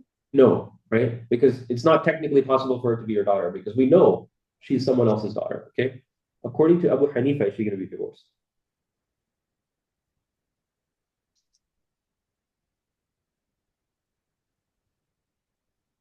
He doesn't care about haqiqa meaning, right? What does he do? Grammatical is fine. Grammatically, it's fine. Can be divorced. So she should be divorced, right? But Abu Hanifa says no. That's the ishkal. Hey, Abu Hanifa, you're not being consistent. You're not being consistent. When it came to the slave, you took one position. When it came to the wife, you're taking a different position. What's going on? So that's what we have to answer. Okay, we have to defend it, right? حيث لا تحرم عليه ولا يجعل ذلك مجازا عن الطلاق. This is not taken majaz to be طلاق. سواء كانت المرأة أصغر سنا منه أو أكبر. What the heck happened? If she was like, why aren't we taking this into consideration? Why isn't this a divorce? لأن, this is the answer. هذا اللفظ لو صح معناه لكان منافيا للنكاح فيكون منافيا لحكمه وهو الطلاق. Okay. Because if she really was your daughter, or if we were going to accept this wording, we would have accepted the same issue for the nikah. And therefore the nikah would not be valid, and therefore the divorce would not be valid. So we're not saying like that it's just the divorce that's not valid. Like, see, the nikah wouldn't even have happened, so then the divorce can't happen. That's the answer. So it's very interesting. ولا استعارة مع وجود التنافي بخلاف قوله. And that's why, what does isti'ara mean? Isti'ara just means like metaphor. So it's when you use the majaz meaning. بخلاف قوله هذا ابني. Okay, so then the objection becomes فإن البنوة لا تنافي ثبوت الملك للأب بل يثبت الملك له ثم يعتق عليه. So the question becomes, hey, wait a second. You're confusing me. You're saying according to Abu Hanifa's rule, the divorce can't take effect because the marriage couldn't have taken effect. Wouldn't the same apply to slavery? The slavery couldn't have taken effect, and therefore the freedom couldn't take effect if you say hazabni, because you can't have your son as your slave. You can't have your son as your slave. And the answer is what I told you earlier. The answer is yes, you can have your son as a slave.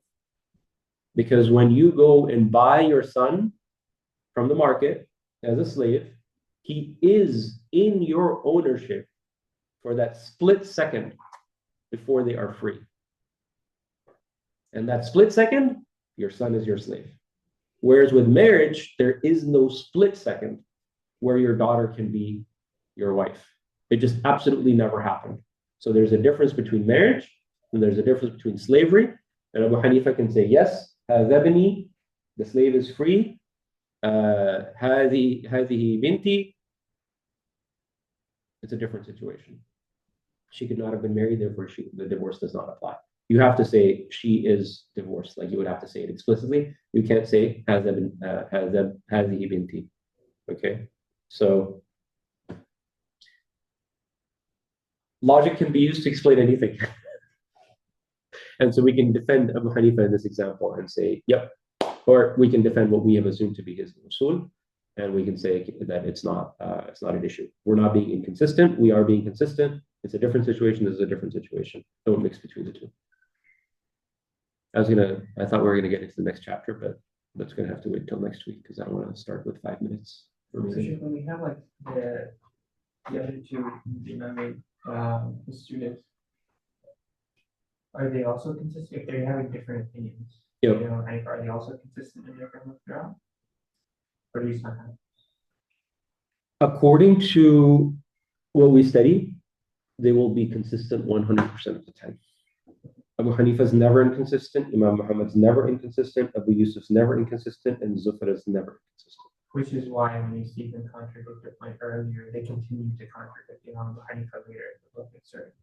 Yeah, and when we find that they don't contradict, like this particular example, we will find an explanation why they don't. Because we start with the premise that they can never be inconsistent because there are great imams. So they may not have explained it, but we will find an explanation. And that's what this book does. And so very, very, very, and when I say this book, I mean, that's what the madhab does, right?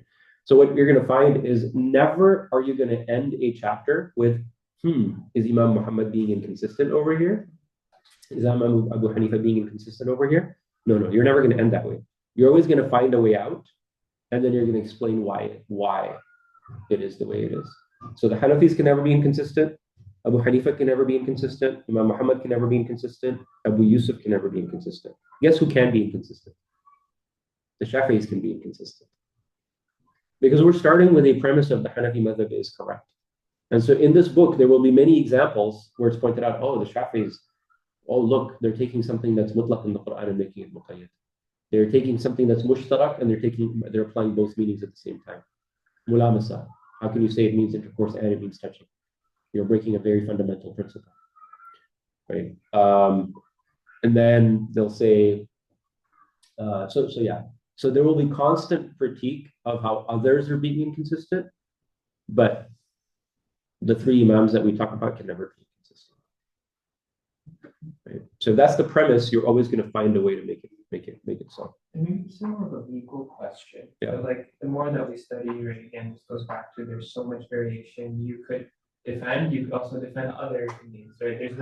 It's very difficult for you to concretely say this is the definitive truth because there's a lot of assumptions made in them. Yeah. Is that also, and I don't know if you can answer this, is that also the case in actual legal law, like when we practice law today, where like you'll have an interpretation, for example, of a court case or precedents, right? And we might disagree because we say, X, Y, Z could also have been true, but this is the verdict that they stick with, and therefore, like for example, like the recent, I don't know too many of the details of the case, but Williams, right, the death penalty for that case, and there was like a lot of ambiguity in some of that. Yeah. So are we saying the same thing? It's like, yes, there's definitely a lot of margin there. People could have disagreed, but this was a court ruling based on the interpretation that they. Yeah. So that kind of ruling could never have happened in a true Islamic court because, of course, there's corruption. So of course it could have happened due to corruption. But the way that Islam is structured, the bar for the hudud are very high, right? I mean, just look at like fornication and adultery being like 4 witnesses. And so for someone to be given a death penalty, the bar for the explicitness, the quality and the quantity of the evidence is so high that you can never you can never be wrong about giving someone a death penalty. Like it's just not going to happen. You're going to be so cautious that you're not going to give the death penalty. So these things, like when it comes to application, the higher the bar, like the more the higher the greater the consequence, the higher the bar goes, and there's usul behind it. And so you're not going to end up like wronging someone in a big kind of way in an Islamic court, because the bar becomes very high. And so like you're not going to, like the death penalty will never be applied to someone when the evidence is ambiguous enough. It's interpretive enough. You're just not going to give them that penalty and you're going to let Allah deal with it, right? Because on this earth, on this planet, in this life, we're only trying to do some minimum amount of justice, if you want to call it that. This is my view, not like something there from a fiqh book. If you've been wronged in some way by somebody, let's say your son was killed, and then like now you go to court and you get like blood money or like death penalty to the other, whatever, like you get something out of it. Has that really solved your problem? No, it's some minimal level of justice that you got, right? The real justice can only come in the akhirah. What we do here is like very limited. And so when it comes to the application of those limited things, again, there's a lot of rules around that. The bar is high, but there's enough of a bar to say we want to deter people from doing silly things. Yeah. Right. And so when you look at like the had of like cutting off the hands, for example, has that really like solved the problem? You know, what it's done is it's deterred others from stealing. So like crime will cease to exist in a true Sharia-based environment, if you want to call it Sharia law or whatever, right? Crime will cease to exist because the consequences of the crime are so severe. That's really what it's trying to achieve. And there's some level of, hey, in the akhirah, you're going to get, you know, either you're going to get nothing or you're going to get something lesser because you already suffered in this world for the consequence of that. But reality is, the true full justice will be taken care of in the akhirah. So if you got over punished in this earth, some burden will be removed in the akhirah. And if you got under punished in this world, then you will have to pay for that in the akhirah. With the exception of the fact, and this is the part that we need to remember that we don't talk about in fiqh as much as, you know, because fiqh is a dry subject, focus on the technicalities, tawbah can wipe away anything. Right? And so this is where when we talk about the ahkam of the sharia, it's like, oh, something's mubah, you get no reward, no punishment. I'm like, yeah, but just make good intentions and you get reward. Or something is like, oh my God, I'm going to get this big punishment in the akhirah. Well, make true tawbah and you're going to get nothing. Right? And so these are the things that sit sort of like outside the fiqh discussions that we should be focused on. Again, going back to that question of even the oath. Like, is it an oath if I just say, hey, I'm going to do this tomorrow? Well, let's just take it outside of the realm of fiqh. Because the fiqh tends to define the boundaries. This is the book. This is where the book ends. These are the boundaries. Therefore, this is haram, this is halal. Haram, halal. If that's how we live our lives, we're in deep, deep trouble. We need to be focused on, this is the best thing to do. These are the permissible things to do. Makruh is included in here, right? And then this is how. So where should we be? We should be in this like small circle of trying to be the best, not living a makruh life and going, oh yeah, it's permissible. And that's oftentimes what people do. Like, yeah, I know it's makruh, but it's only makruh. Somehow, that's sort of the issue. Is fiqh tends to like draw the boundaries here. Adab and akhlaq and being a good, you know, ihsan and all of that is something much smaller.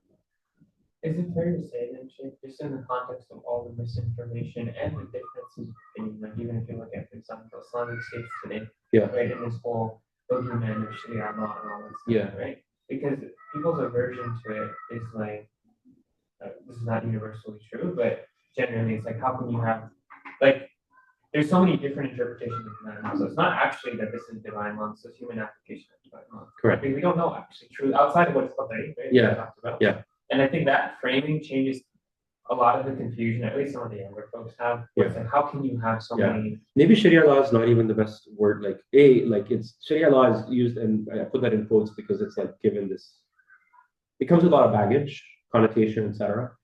And maybe like, yeah, I'm just making this up on the fly, but like maybe it should be called like fiqh law, you know, because it's human understanding Exactly. of that. Because we don't, Sharia is something that we try and understand, but will we fully gain a full understanding of Sharia? No, it's the reason it's called fiqh is it's human understanding of it. Yeah. We can't step away from the fact that we're humans. Yeah. So we're constantly going to be trying to figure that out, which is why there's always flaws in anything humans are going to do. Which is different from what we're saying, no, Sharia is perfect. Yes, the The Sharia is perfect. Yes, in theory. The Sharia is Not how you define well, Sharia in theory and in practice is perfect. Sharia is just perfect, period. But how The can you- issue is that we cannot know the Sharia. Well, that's what I'm saying. Yeah. But I'm saying how we define shit, like in terms of dawah, right? Yeah. We're talking about the actual, yes, of course, intrinsically, let's put that as well.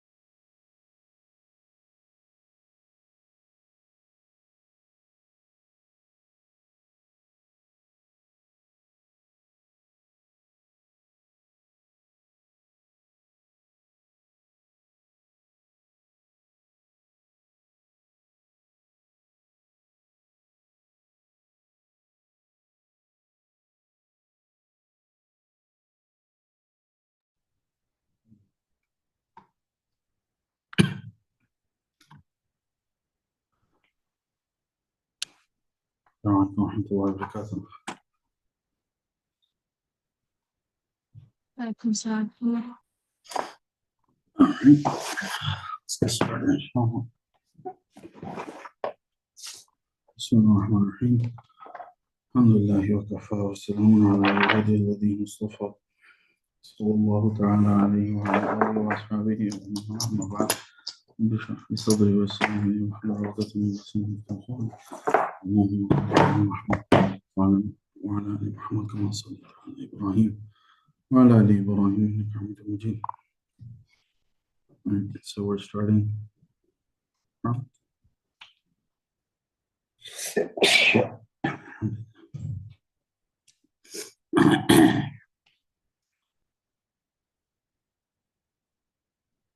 ayah number 19.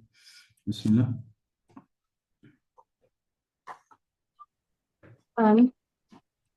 واذكر يوم يحشر بالياء والنون المفتوحة وضم الشين وفتح الهمزة أعداء الله إلى النار فهم يوزعون يساقون حتى إذا ما زائد جاءوها شهد عليهم سمعهم وأبصارهم وجلودهم بما كانوا يعملون وقالوا لجلودهم لم شهدتم علينا قالوا أنطقنا الله الذي أنطق كل شيء أي أراد نطقه وهو خلقكم أول مرة وإليه ترجعون قيل هو من كلام الجلود وقيل هو من كلام الله تعالى كالذي بعده وموقعه تقريب ما قبله بأن القادر على إنشائكم ابتداء وإعادتكم بعد الموت أحياء قادر على إنطاق جلودكم وأعضائكم وما كنتم تستترون عند ارتكابكم الفواحش من أن يشهد عليكم سمعكم ولا أبصاركم ولا جلودكم لأنكم لم توقنوا بالبعث ولكنكم ظننتم عند استتاركم أن الله لا يعلم كثيرا مما تعملون وذلكم مبتدأ ظنكم بدل منه الذي ظننتم بربكم نعت البدل والخبر أرداكم أي أهلككم فأصبحتم من الخاسرين فإن يصبروا على العذاب فالنار مثوى منزل لهم وإن يستعتبوا يطلبوا العتبى أي الرضا فما هم من المعتبين المرضين وقيضنا سببنا لهم قرناء من الشياطين فزينوا لهم ما بين أيديهم من أمر الدنيا واتباع الشهوات وما خلفهم من أمر الآخرة بقولهم لا بعث ولا حساب وحق عليهم القول بالعذاب وهو لأملأن جهنم الآية في جملة أمم قد خلت هلكت من قبلهم من الجن والإنس إنهم كانوا خاسرين. ويوم remember or remind them of the day can be read يحشر or يحشر وضم الشين or يحشر yeah consider So it's yuhsharu or nahshuru. Yuhsharu or nahshuru. okay remind them of the day when the enemies of Allah will be gathered for the It's yuhsharu a'da'ullahi because that's also affected. Yuhsharu a'da'ullahi or nahshuru a'da'allahi.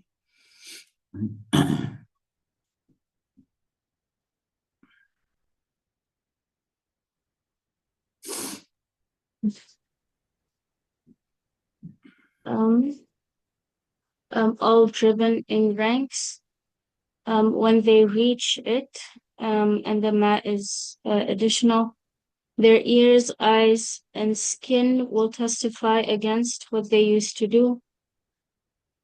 They will ask their skin, why have you testified against us?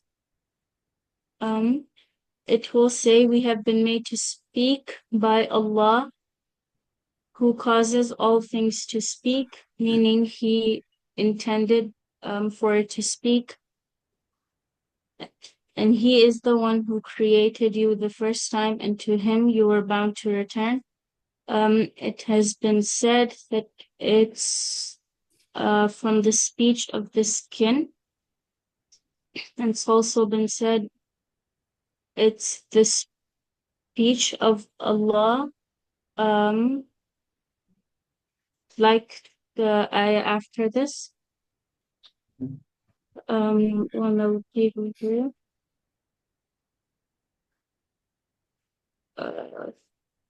No,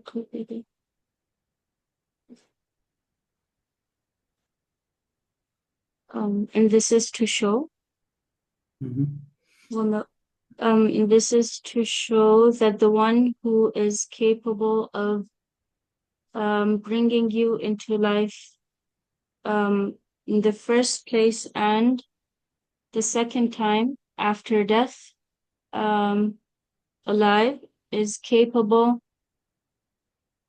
of making your skin and limbs speak.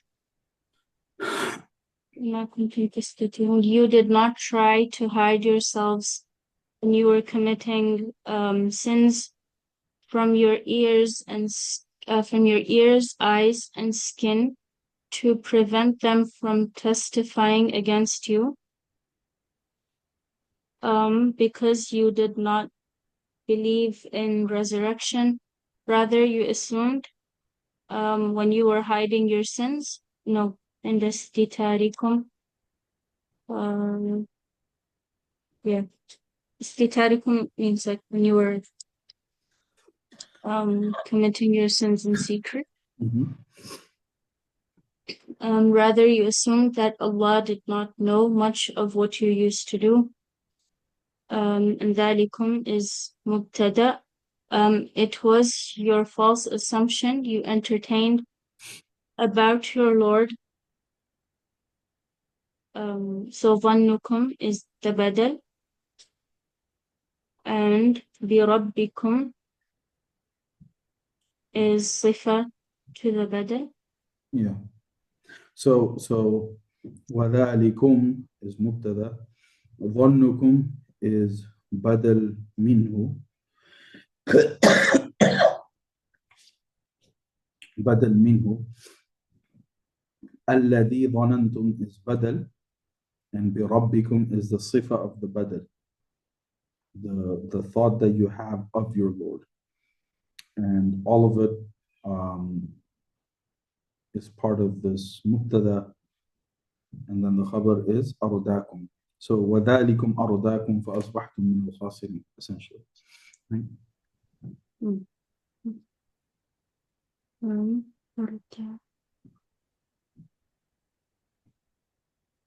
Okay, it was that false assumption you entertained about your Lord that has brought about your doom, meaning your destruction. So you have become losers, even if they endure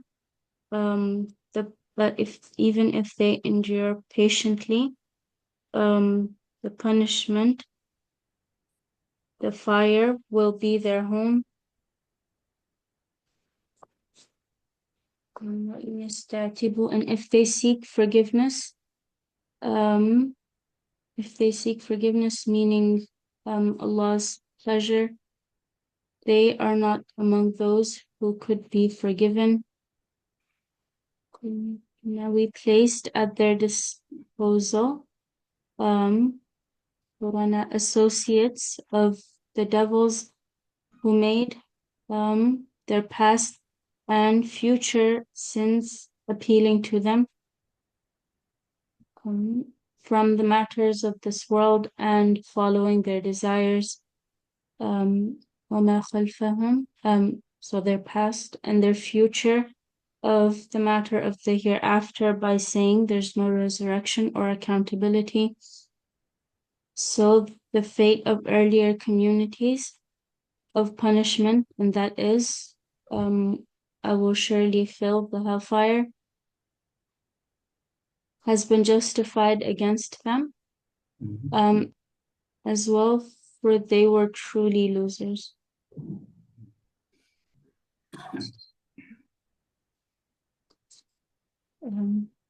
وقال الذين كفروا عند قراءة النبي صلى الله عليه وسلم لا تسمعوا لهذا القرآن والغوا فيه ائتوا باللغط ونحوه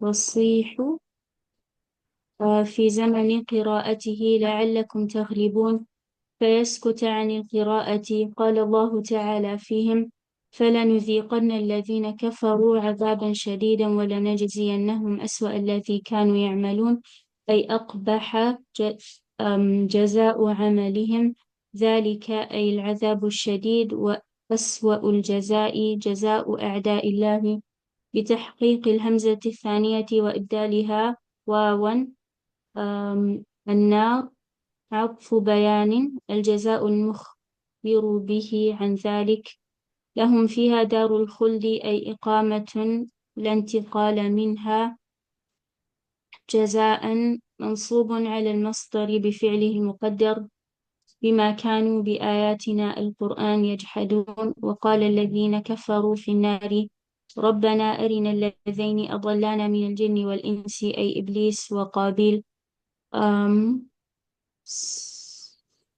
سن الكفر والقتل نجعلهما تحت أقدامنا في النار ليكونا من الأسفلين أي أشد عذابا منا. The disbelievers said when the Prophet ﷺ would recite, do not listen to this Quran, but drown it out. I'm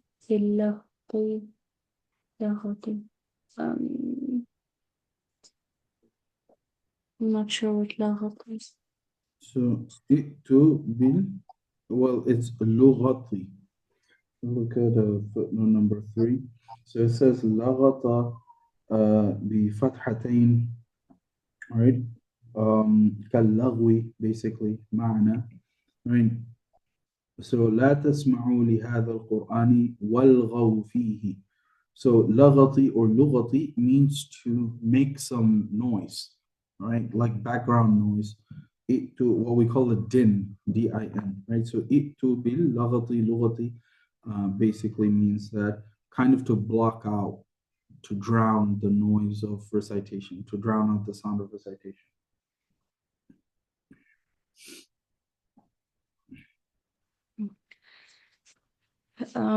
وصيحوا في زمن قراءة and صيحوا to scream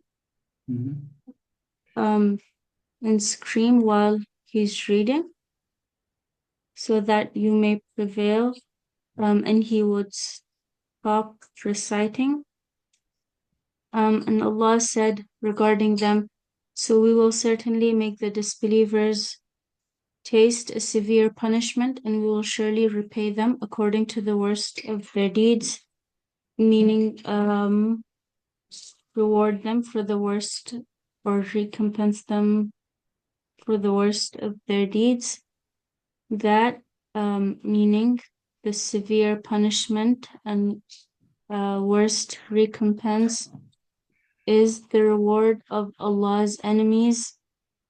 So jaza'u a'da'i or ibdaliha wawain. So jaza'u جزاء وعدا. جزاء أعدى تحقيق الهمزة إبدالها واوا جزاء وعد الله النار.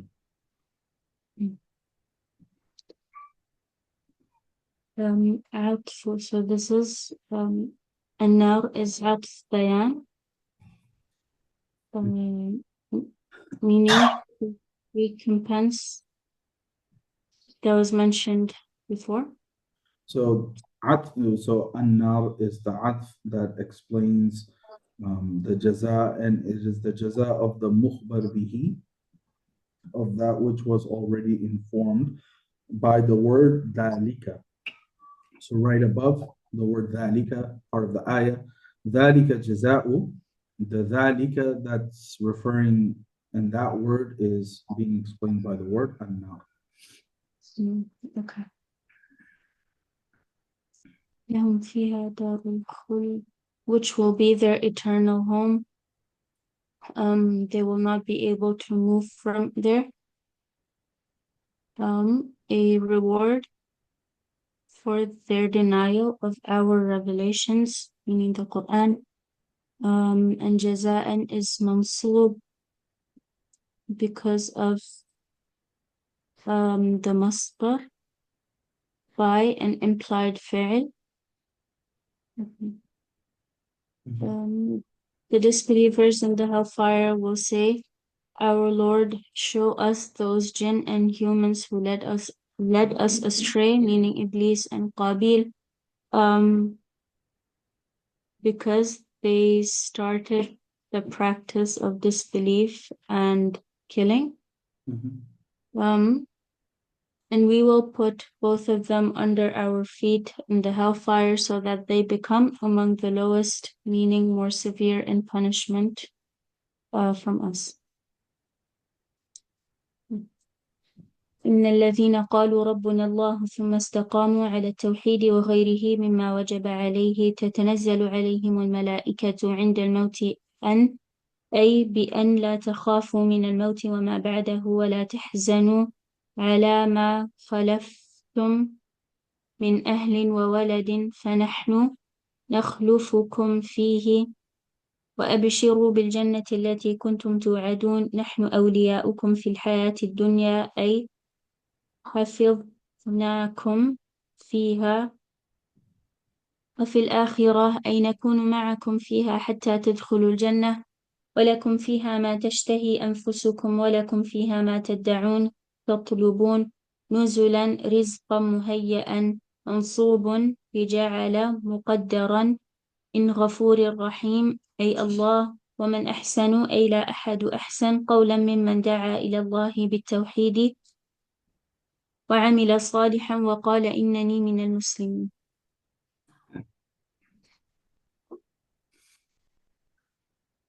Surely those who say Allah is our Lord and then remain steadfast upon the oneness of Allah and other things that were obligated upon them. The angels descend upon them during their death, saying, "Do not fear from death and what comes after death, nor grieve for what you left behind of family and children, for we will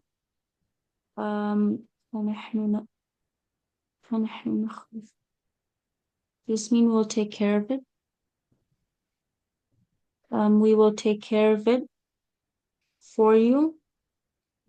Rather rejoice in the good news of paradise which you have been promised. We are your supporters in this worldly life, meaning we protected you in this worldly life, and in the hereafter, meaning we will be with you in the hereafter until you enter Jannah. There you will have whatever your souls desire, and there you will have whatever you ask for. An accommodation, a provision that has been prepared. Nuzulan is mansub by an implied ja'ala,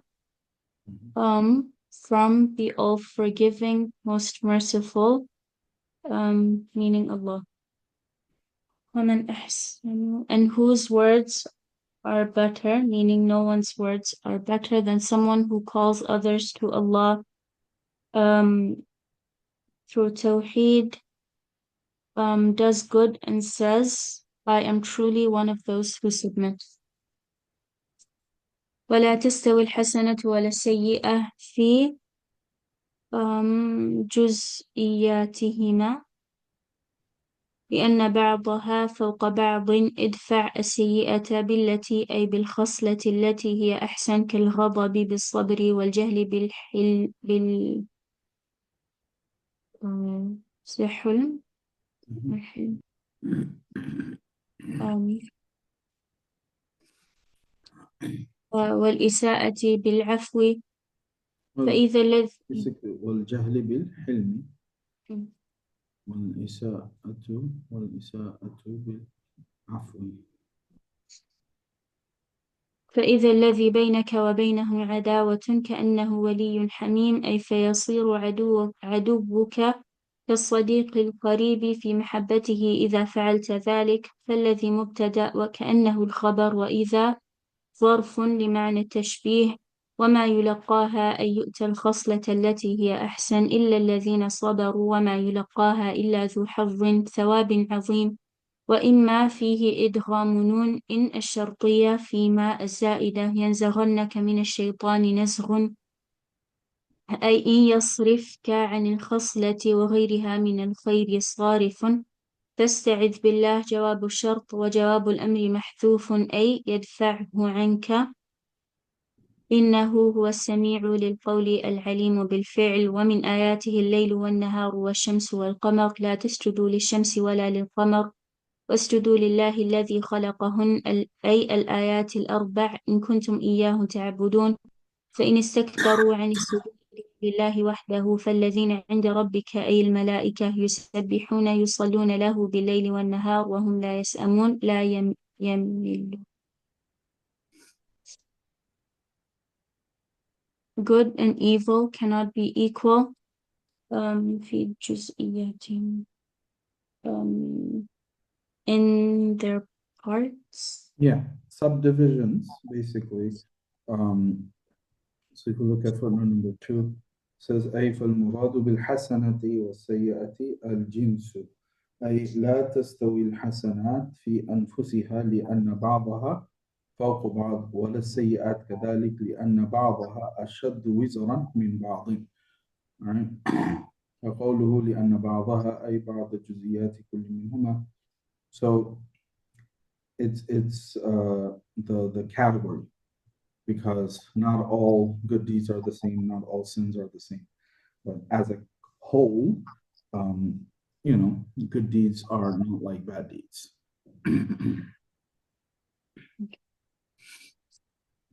Idfa, repel evil with a characteristic that is what is best, like anger with patience and ignorance with forbearance and evil with forgiveness. And harm. And harm with forgiveness. Then the one you are in a feud with will be like a close friend, meaning your enemy will become like a close friend in their love if you do that. So الذي is مبتدأ and كأنه is the خبر and إذا is a ظرف to show likeness. To show the meaning of comparison, yeah, likeness.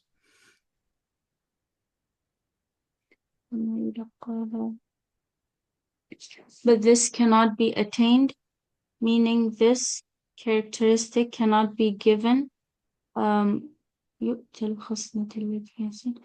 except by those who are patient and who are truly fortunate. وَإِمَّا, and if you are tempted by shaitan, and imma is merging the in shartiya with the extra ma, meaning if anyone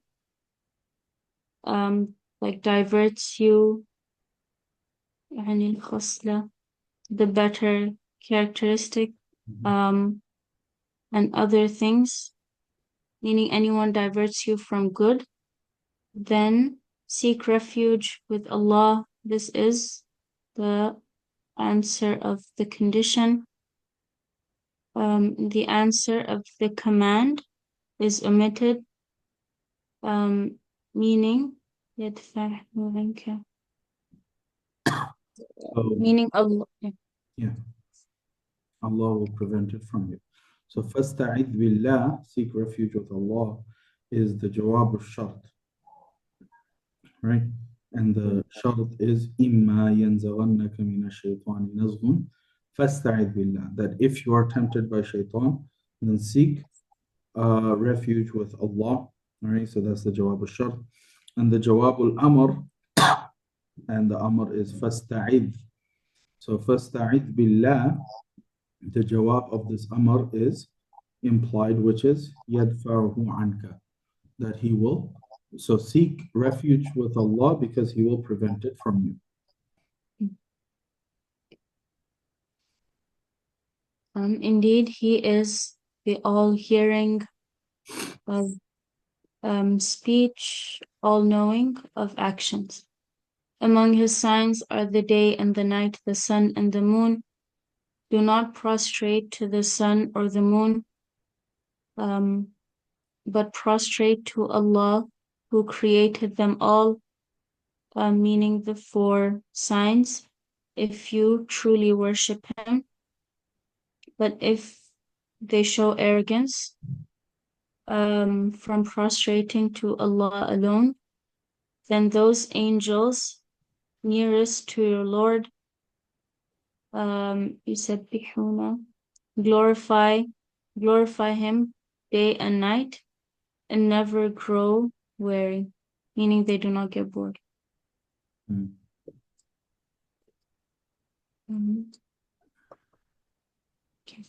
ومن آياته أنك ترى الأرض خاشعة يابسة لا نبات فيها فإذا أنزلنا عليها الماء اهتزت تحركت وربت انتفخت وعلت إن الذي أحياها لمحيي الموتى إنه على كل شيء قدير إن الذين يلحدون من ألحد ولحد في آياتنا القرآن بالتكذيب لا يخفون علينا فنجازيهم أفمن يلقى في النار خير أم من يأتي آمنا يوم القيامة اعملوا ما شئتم إنه بما تعملون بصير تهديد لهم إن الذين كفروا بالذكر القرآن لما جاءهم نجازيهم وإنه لكتاب عزيز منيع لا يأتيه الباطل من بين يديه ولا من خلفه أي ليس قبله كتاب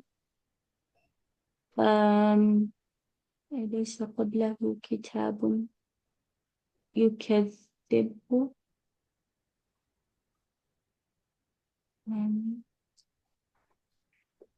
أي ليس قبله كتاب يكذبه ولا بعده. ليس قبله ولا بعده كتاب يكذبه. تنزيل من حكيم حميد أي الله المحمود في أمره ما يقال لك من التكذيب إلا مثل ما قد قيل للرسل من قبلك إن ربك لذو مغفرة للمؤمنين وذو عقاب أليم للكافرين ولو جعلناه أي الذكر قرآنا أعجميا لقالوا لولا هلا فصلت بينت آياته حتى نفهمها قرآن أعجمي ونبي عربي استفهام إنكار منهم بتحقيق الهمزة الثانية وقبلها ألفا بإشباع ودونه قل هو للذين آمنوا هدى من الضلالة وشفاء من الجهل والذين لا يؤمنون في آذانهم وقر ثقل فلا يسمعون وهو عليهم عمى فلا يفهمون أولئك ينادون من مكان بعيد أي هم كالمنادى من مكان بعيد لا يسمع ولا يفهم ما ينادى به.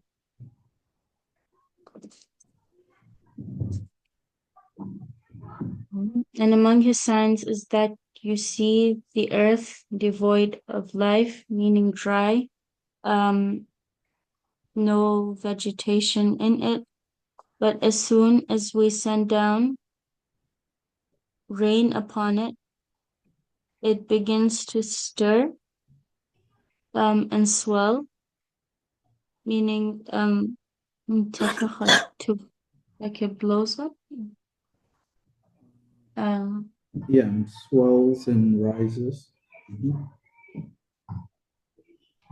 Indeed, the one who revives it can easily revive the dead. He is certainly most capable of everything.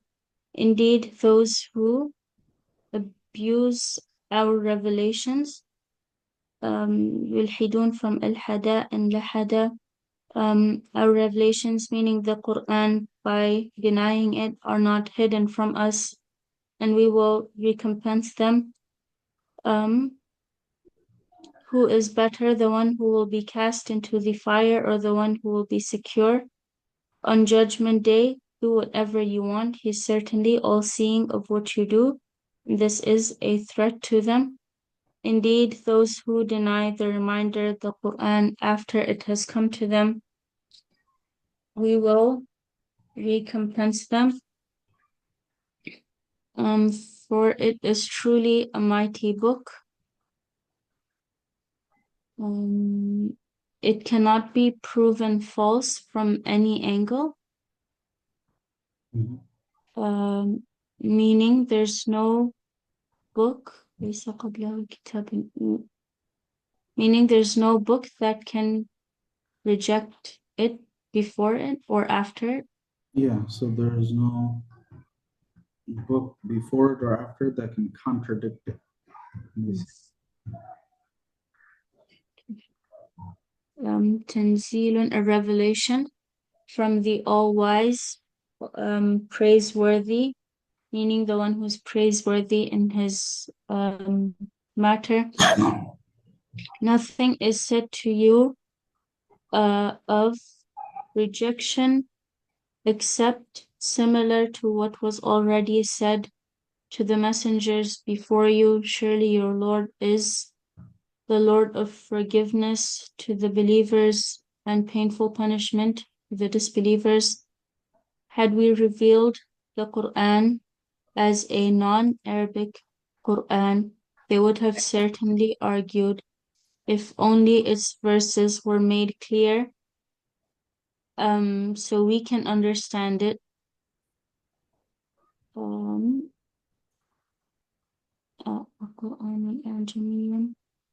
Say,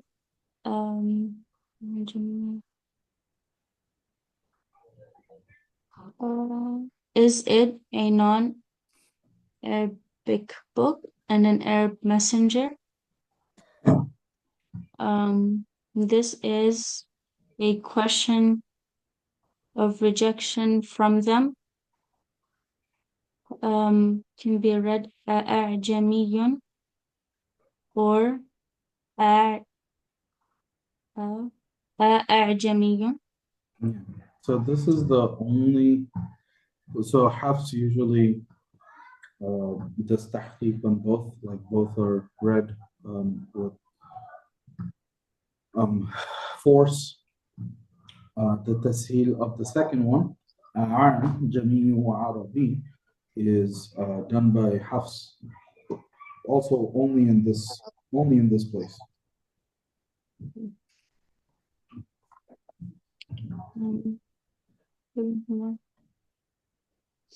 Say it is a guide and a healing, a guide from misguidance and a healing from ignorance, to the believers. As for those who disbelieve, there is deafness in their ears, so they cannot hear, and blindness to it, so they do not understand it. It is as if they are being called from a faraway place, meaning like they are the one that's being called from a faraway place. They cannot hear or understand what they are being called to.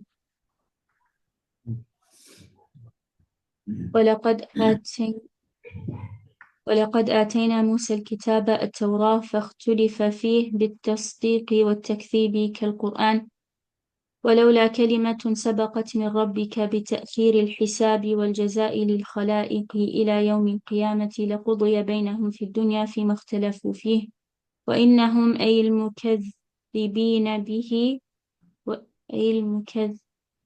لفي شك منه مريب موقع في الريبة من عمل صالحا فلنفسه عمل ومن أساء فعليها فضرر إساءته على نفسه وما ربك بظلام للعبيد أي بذي ظلم لقوله إن الله لا يظلم مثقال ذرة. Indeed, we have given Musa the scripture, the Torah, but differences, but then it was disputed as well, by some affirming it and some rejecting it, like the Quran. Had it not been for a prior decree from your Lord, of delaying accountability and recompense of the creation until the day of judgment, their differences would have been settled in this world regarding what they differed in. They, meaning those who rejected, are truly in alarming doubt about it. Man amila salihan, whoever does good, it is to their own benefit, and whoever does evil, then the consequence of their evil is upon themselves, and your Lord is never unjust to his creation, meaning, one, to be unjust, because of the ayah, the statement, surely Allah does not yadhlimu, like is not unjust, even like the smallest weight.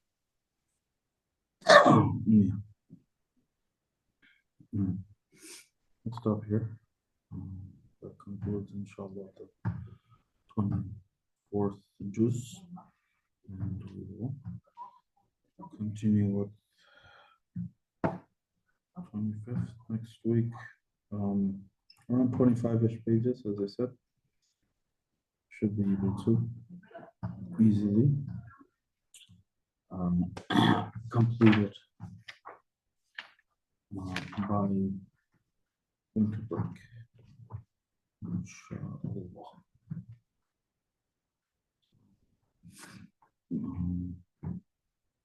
Juz number 25 finishes on page 732.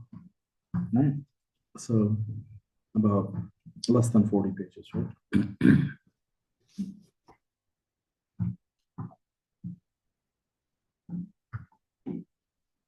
No, less than 30 pages. So. All right. We'll get started with Hidayat al-Nahw.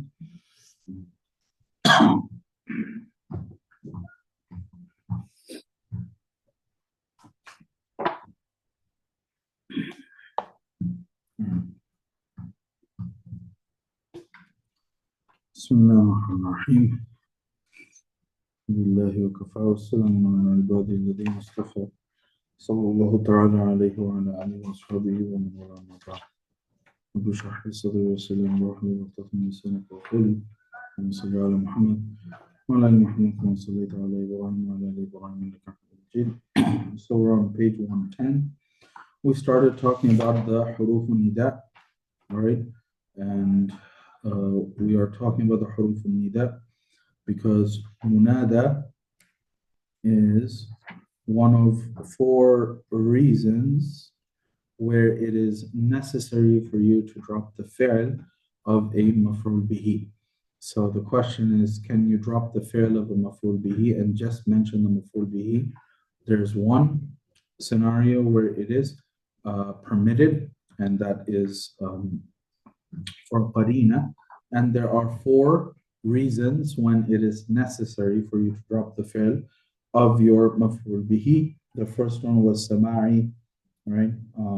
It's always been done that way, so you drop it and you don't mention it. Number 2, when you are trying to alert or make someone aware, tahdhir. Number 3 was ma udmira amiluhu ala sharitati tafsir. Basically, when the word that is doing amal is hidden because there's another verb that comes later that explains it, right? And the fourth one is munada, which is where you also have to drop the fi'l of a maf'ul bihi. And we know that the harfun nida is in place of an implied fi'l like ad'u and atlubu, right? So you are dropping the fi'l and you are replacing it with the harfun nida, and what comes after it is essentially the maf'ul bihi, right? So some details about the munada, which is where we are continuing from.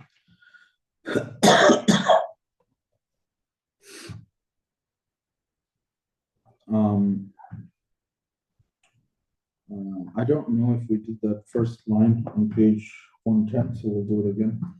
وَقَدْ يُحْذَفُ حَرْفُ النِّدَاءِ لَضْمًا. So sometimes the harf nida itself could be dropped off in a wording. For example, Yusuf أعرض عن هذا, right? Oh Yusuf, we translate it as oh Yusuf because there's an implied harf nida there that oh Yusuf, just ignore this, right? وَعَلَمْ أَنَّ الْمُنَادَى عَلَى أَقْسَامٍ. Know that the munada, the thing that follows the harf nida is called the munada. That is of a few types. We'll very quickly look at the table that's mentioned on page 110 and 111. So the munada can be divided into different types. The first one is what we call mufrad ma'rifa, singular specific. So basically when you call somebody's name, then that would be called a mufrad ma'rifa. Number two, the munada is occurring after a lam of istighatha. Lam of istighatha, which is basically a lam that precedes the munada. So ya la zaydin. So each one has a specific i'rab, and that is what we are focusing on here, right? That yes, it's a maf'ul bihi essentially, and munada harf nida is part of the mansubat. However, they'll get different types of i'rabs. So mufrad ma'rifa will be marfu', so ya zaydu, right? And then if it is after the lam of istighatha, then it'll have a kasra, ya la zaydin. And then if it is ilhaqul alif al-istighatha ba'dahu, if there is an alif after if there is an alif of istighatha after the munada. Alif of istighatha is like the that comes at the end of a word. Ya zaydah, for example. So that one will have a fatha at the end. And then when it's mudaf ilayh, you have ya Abdullah, right? That'll be mansub. And then when you have mushabi bil mudaf, which is similar to the mudaf, ya tali'an jabalan, they'll be mansub. And when it is a nakira word and it's not fixed, when it's a nakira word and it's not fixed, it'll be mansub. So for example, somebody saying, oh person, ya rajulan, oh person, grab my hand. And he's blind, so he doesn't know who he's talking to. So it's nakira ghayra mu'ayyana, it'll be mansub. So that's what it's laid out in the tables, because your munada can come in different ways and not all of them are going to get the same type of i'rab. Okay, so فإن كان مفردا معرفة, if your munada is mufrad ma'rifa, then yubna ala alamati al-raf'i, then it'll be mabni on a sign of marfu', kadhamma, like a dhamma, or something similar to the dhamma, basically something that comes in place of the dhamma, niyabatul dhamma, basically niyabatul dhamma. Min al-alif li-tathniya, like the alif that can come for the tathniya. Wal-wawi lil-jam'i al-mudhakkar salim, and the waw that comes for jam'a mudhakkar salim. These are things that we did in Tuhfa last year, right? Nahwu, ya zaydu, ya rajulu, ya zaydani, ya zayduna, right? So these are fixed on being marfu'. وَيُخْفَضُ, it'll be given a kasra بِلَامِ الْإِسْتِغَاثَةِ, that comes with a lam of istighatha, right? Istighatha means to ask for help, right? Istighatha means to ask for help. So when you say Ya la Zaydin, you are basically calling to Zayd for help. You are calling to Zayd for help. So Lamul Istighatha will give the munada after it a kasra.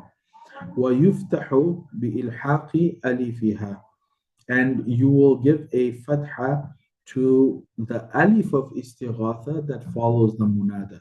So the lam of istighatha comes before the munada, and the alif of istighatha comes at the end of a word. It's just attached like ya zayda.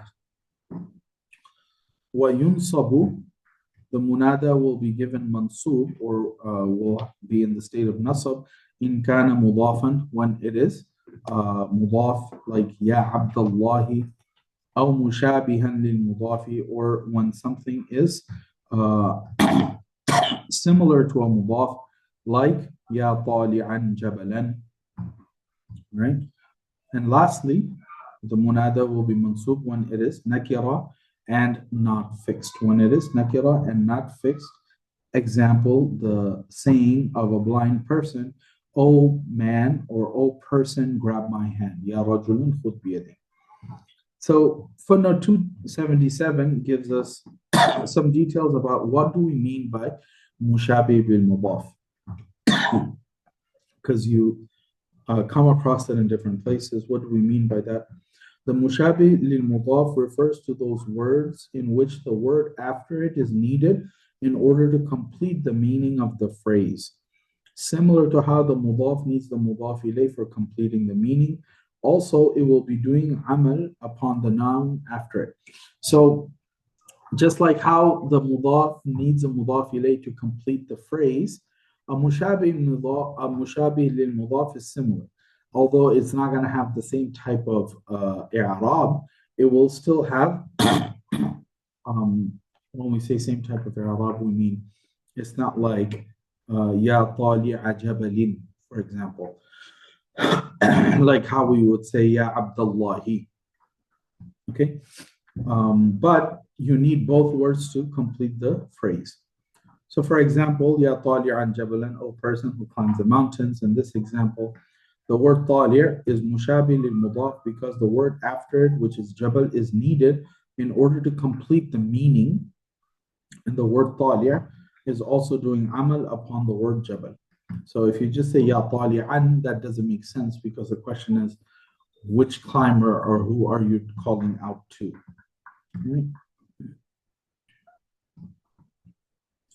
Very simple. So we came across the different huruf nida, right? And ayyuha and ayyatuha ayyuha and ayyatuha are part of the huruf nida, right? In some sense, right? So there is one rule regarding it, which is وَإِن كَانَ مُعَرَّفًا بِاللَّامِ, that if the munada is mu'arraf bil-lam, if the munada is mu'arraf bil-lam, then you would say ya ayyuha rajulu and ya ayyatuha al-mar'atu. So for example, when the munada has alif lam, you cannot say ya ar-rajulu or ya ar-rajulu, right? Or ya al-mar'atu or ya al-mar'atu. So when the munada has an alif lam, automatically you have to have the ayyuha or ayyatuha come before the word, and you have both words because it's going to correspond to the gender. Okay, so it becomes ya ayyuha rajulu and ya ayyatuha rajulu. Ya ayyatuha mar'atu.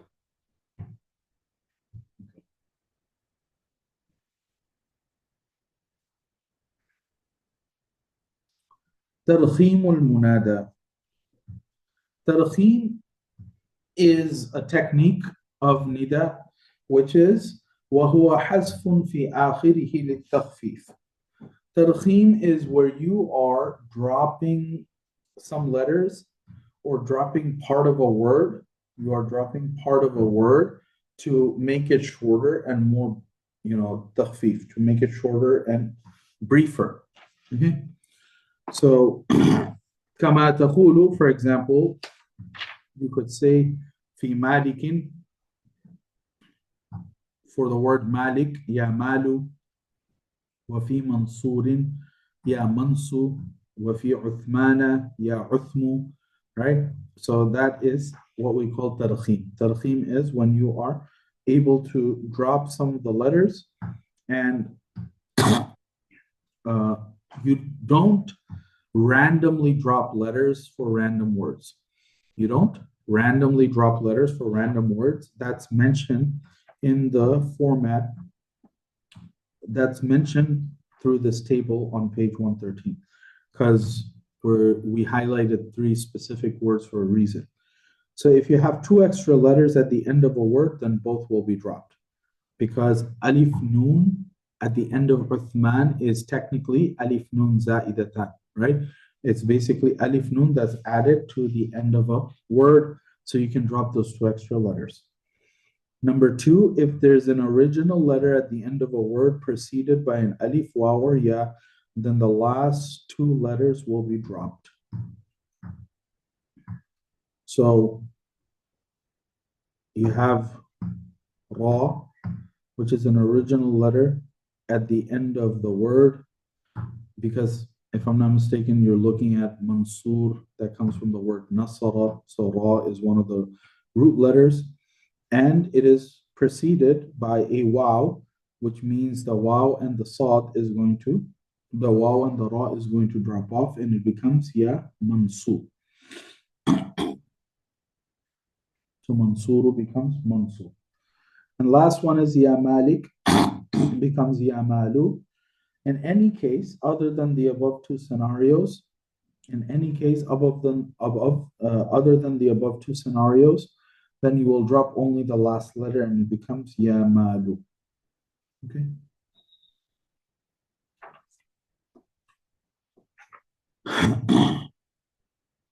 ويجوز في آخر المنادى المرخم الضمة والحركة الأصلية كما تقول في حارث يا حارو يا حاري. So it is permitted for the end of a munada word which is murakham. في آخر المنادى مرخم. So munada is what follows the harf nida, and the munada word can be murakham, which means you can drop 1 or 2 letters at the end of it. So that's called a murakham word. So a munada murakham word can be given a dhamma. A dhamma, you could end it with a dhamma, or you could end it with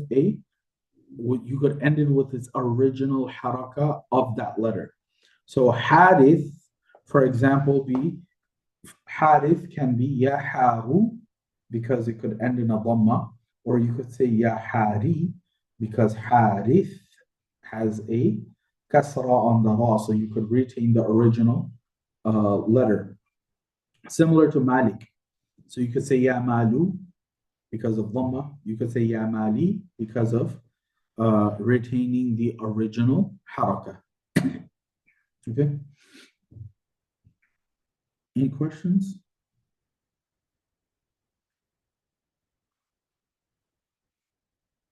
Okay. Al-mandub. So mandub is a subtype of munada. Mandub is a subtype of munada.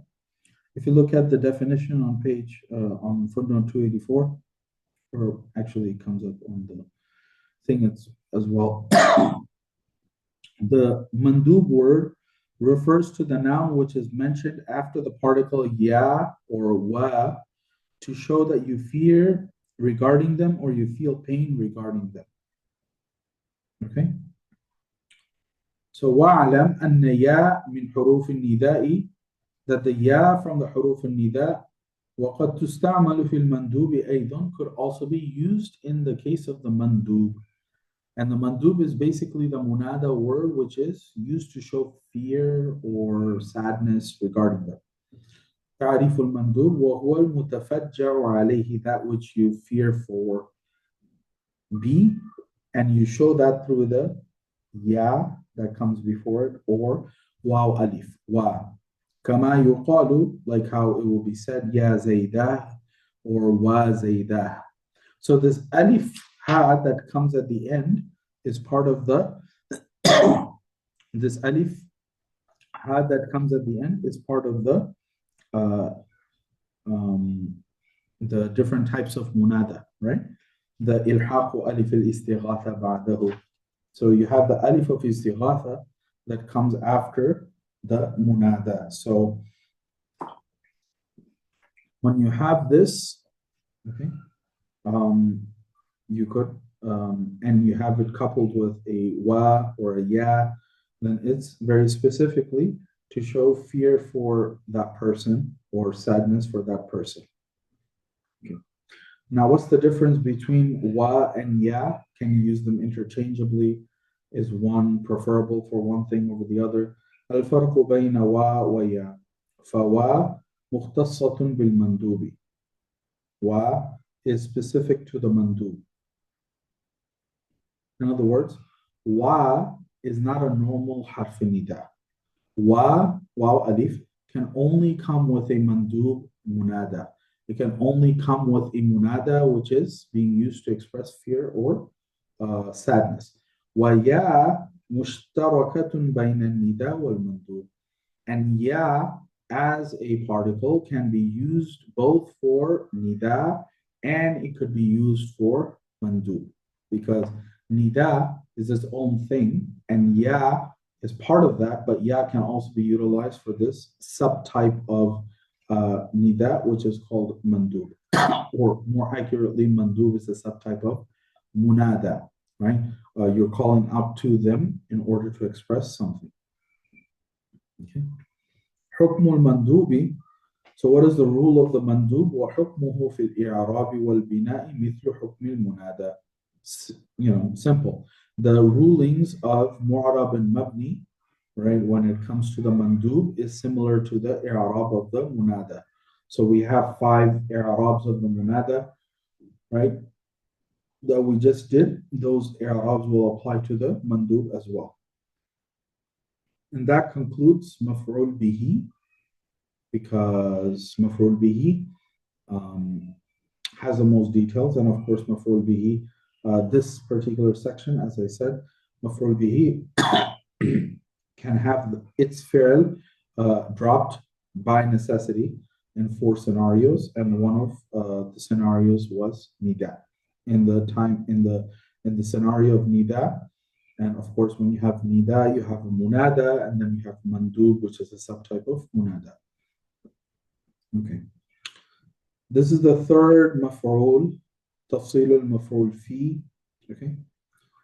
فصل المفعول فيه. المفعول فيه هو اسم ما وقع فعل الفاعل فيه من الزمان والمكان. Simple.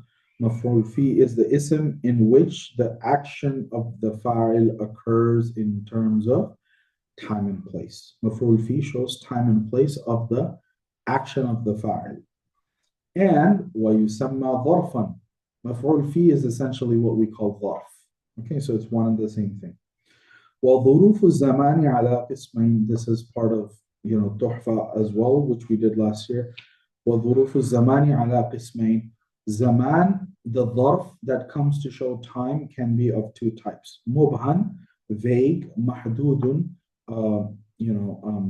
limited, or basically specified, essentially, right? So it's either not specified or specified. مبهم وهو ما لا يكون له حد معين. Mubham is that which does not have a specific limit. Mubham is that which does not have a specific limit, like the word dahr, a time, an age, wahin, and while. So this is the same. I'll be back in a few minutes. That's a mubham dharf, because what do you mean by a few minutes, right? Versus mahdud, where you say 5 minutes, that's mahdud. Okay. ومحدود وهو ما يكون له حد معين. Mahdud is that which does have a specific limit. كيوم, like day, 12 hours, right? Of course, when we say day, you could also mean the entire day and night, right? So that's 24 hours.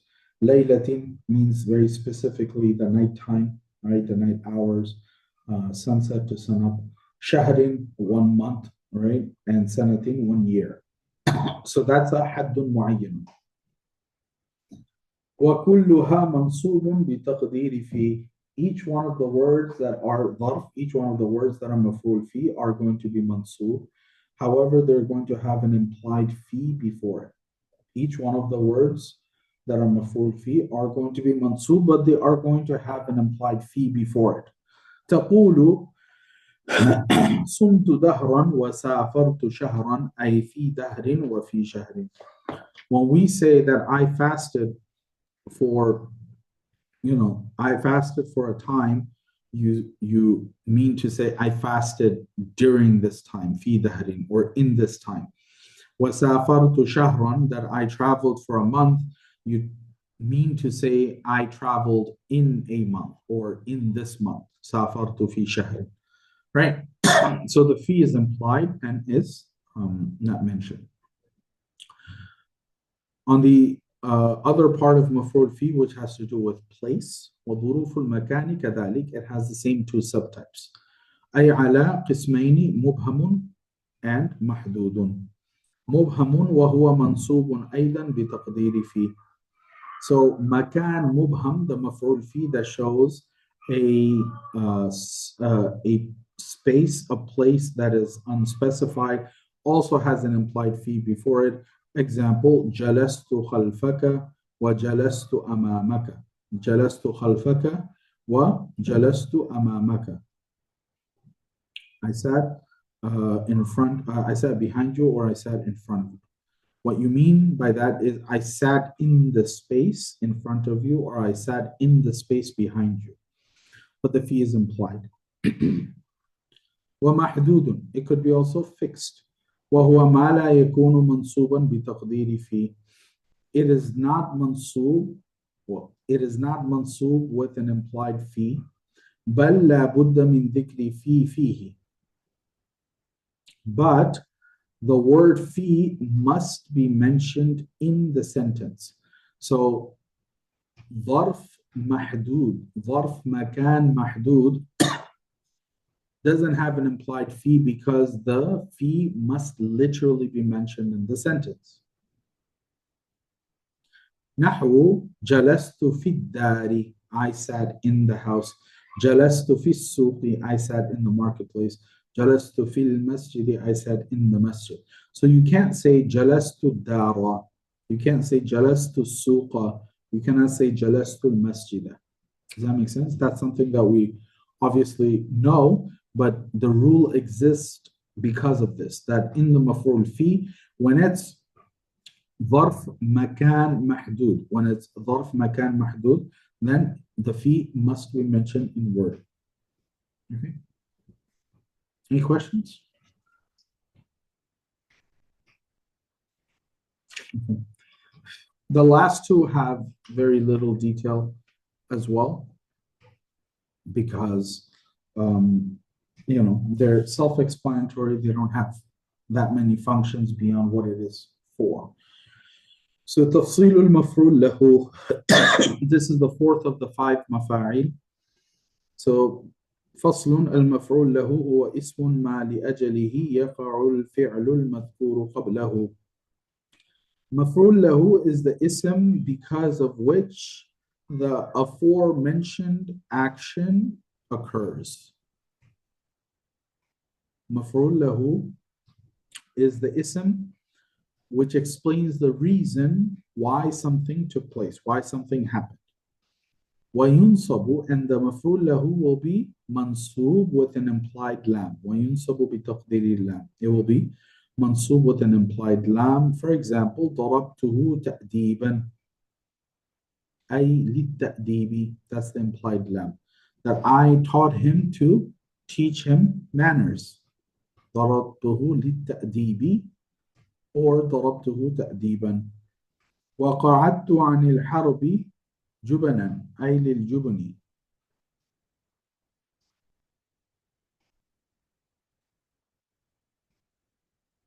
right? That I sat down from the fight, jubanan, out of cowardice, out of not having courage. Ay lil jubni, because of cowardice, I sat out the fight. Okay. وعند الزجاج, now this is an extension according to the grammarian Zajjaj, هو مصدر, that what comes after what comes as the maf'ul fi, what comes as the maf'ul lahu is a masdar, and there's a taqdeer of it before.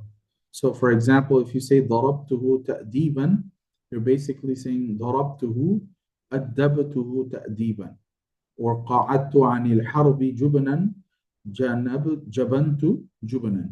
Okay, so that's not the majority of grammarians. Majority of the grammarians say that there's a lam that tells you the reasoning as to why something took place, and it is implied with the maf'ul lahu. The last one has some details because it could be confused with atf. It could be confused with the waw atf, because the maf'ul ma'ahu appears as a waw. So how do you tell them apart? تفصيل المفعول معه. فصل المفعول معه وهو ما يذكر بعد الواو. It is the ism that is mentioned after a waw. بمعنى مع. And this waw is in the meaning of مع لمصاحبته معمول الفعل. For it to combine, or for it to be combined with the action of the fi'l. For it to be combined with the action of the fi'l. Example, جاء البرد والجبات, or جئت أنا وزيدا, أي مع الجبات. جاء البرد مع الجبات, or جئت أنا مع زيد. So when you see وزيدا and والجبات, it's because the waw is actually in the meaning of ma'a, right? Waw is in the meaning of ma'a, it's not a waw atf. Okay? So جاء البرد, the cold came with the jackets, with the coats. Right? So even though ma'a is not mentioned here, the waw is in the meaning of ma'a. And I came with Zayd. Ji'tu ana ma'a Zaydin. I came with Zayd, but if you say wa Zaydan, then the waw is in the meaning of ma'a.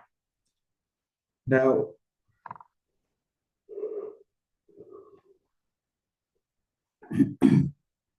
when we have waw, which is a harf of atf, and it comes for the maf'ul ma'ahu as well, how do we distinguish between both of them?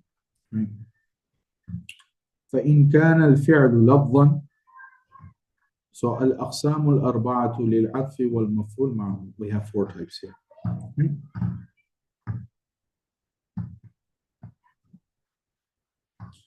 فإن كان الفعل لفظا وجاز العطف يجوز فيه الوجهان النصب والرفع. نحو جئت أنا وزيدا, or جئت أنا وزيد. So if the fi'l is in wording, and all 4 scenarios are mentioned on a table on page 119, the first one. Those are the 4 scenarios, okay? So if you have the fi'l in word, so if you have the fi'l in wording, which is ji'tu, then it is permitted for you to do atf or have it as a maf'ul ma'ahu. That's the point of these 4 types. Can you combine both, or do you have both options, right? So if the fi'l is mentioned in wording, and if the fi'l is mentioned in wording, then it is permitted for you to have it act as maf'ul ma'ahu or atf. Therefore, 2 types of i'rabs are permitted here, an-nasab and rafa. It'll be nasab because you are considering it as maf'ul ma'ahu, ji'tu ana wa zaydan. And if you say atf, then it'll make it basically fa'il, that I came and Zayd came. Therefore, Zayd is also going to be in the state of marfu. So you have two possibilities in the first one. Number two, وَإِن لَمْ يَجُزْ الْعَطْفَ. Say the atf is not permitted, right? Which is because so the verb could be mentioned, but the atf is not permitted or is not possible. So you could have the verb mentioned and the atf be permitted, or you could have the verb not, you could have the verb mentioned and then the atf not be permitted. So if it's not permitted, then what i'rab would it get? It would remain as mansub. تعين النصب. نحو جئت وزيدا. It will be considered مفعول معه only. So how would you translate جئت أنا وزيدا? I came with Zayd. And جئت أنا وزيدون, I came and Zayd. All right. So جئت وزيدا is only مفعول معه. جئت وزيدا is only مفعول معه. So you'd say I came with Zayd. Number three, وإن كان الفعل معنى وجاز العطف تعين العطف نحو ما لزيد وعمر. So the verb is not mentioned in words. So the first two, the verb is mentioned in word, right? And in one case, it's permitted for you to do atf, so you have one of two options. In the second one, the verb is mentioned, but atf is not possible, therefore you only have the i'rab of maf'ul ma'hu. Number three, if the fi'l is not mentioned in words. And number four is the same. That the fi'l is not mentioned in words, then wajaz al-atf. If the fi'l is not mentioned in words, then atf is permissible. Atf is permissible. Then it'll be only atf. So if the fi'l is not mentioned,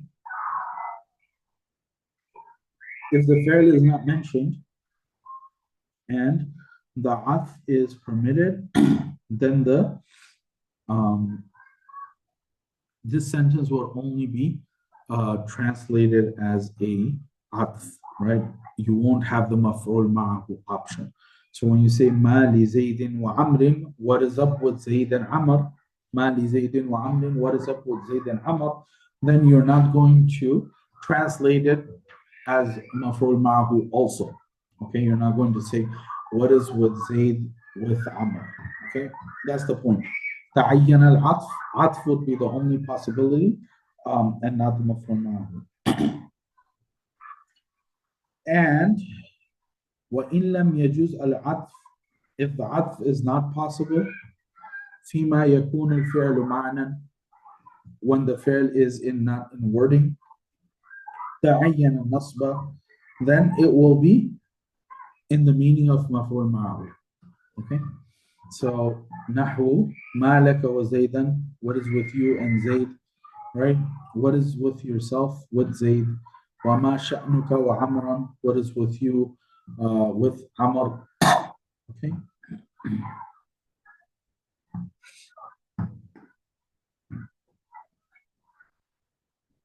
لأن المعنى, because the word, because the meaning of ما لك and ما شأنك is basically in the meaning of ما تصنع.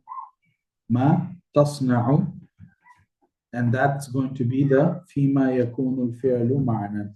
That is going to be the implied fi'l in this type of sentence. That is going to be the implied fi'l in this type of sentence. So very quickly, مفعول معه is a word that basically shows with ma'iyya, with the fi'l and the fa'il, right? However, maf'ul ma'ahu is preceded with a waw. Comes with a waw.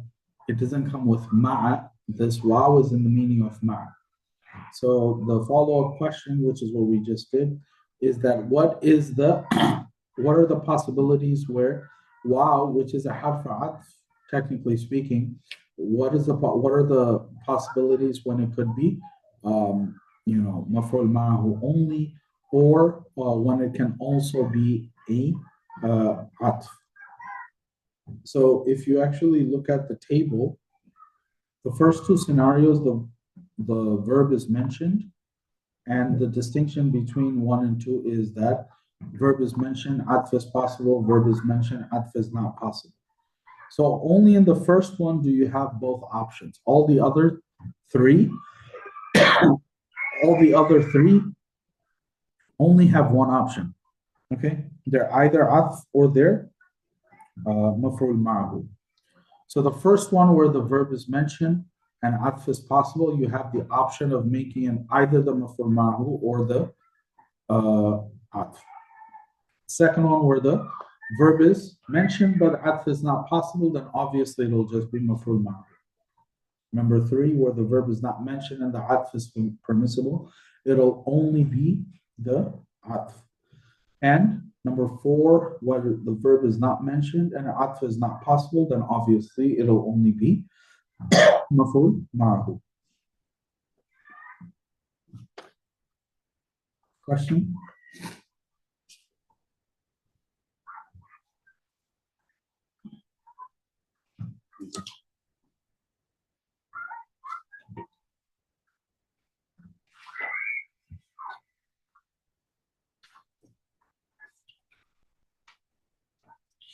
Okay, so that concludes the mafa'il khamsa.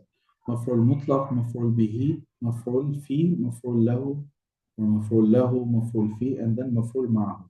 The mafa'il khamsa, majority of these passed in detail in Tuhfa last year. So nothing new. The next two are hal and tamyiz. Hal and tamyiz are oftentimes confused with each other, right? They can look very similar. However, they're obviously both mansub and they kind of appear in the same form, but why they come for or what reasons they come for is what sets them apart.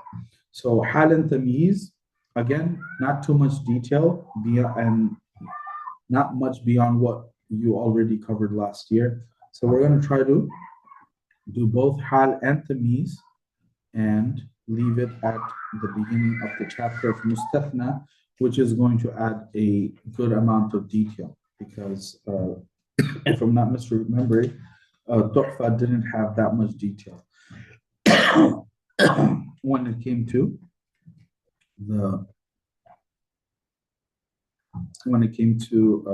mustathna.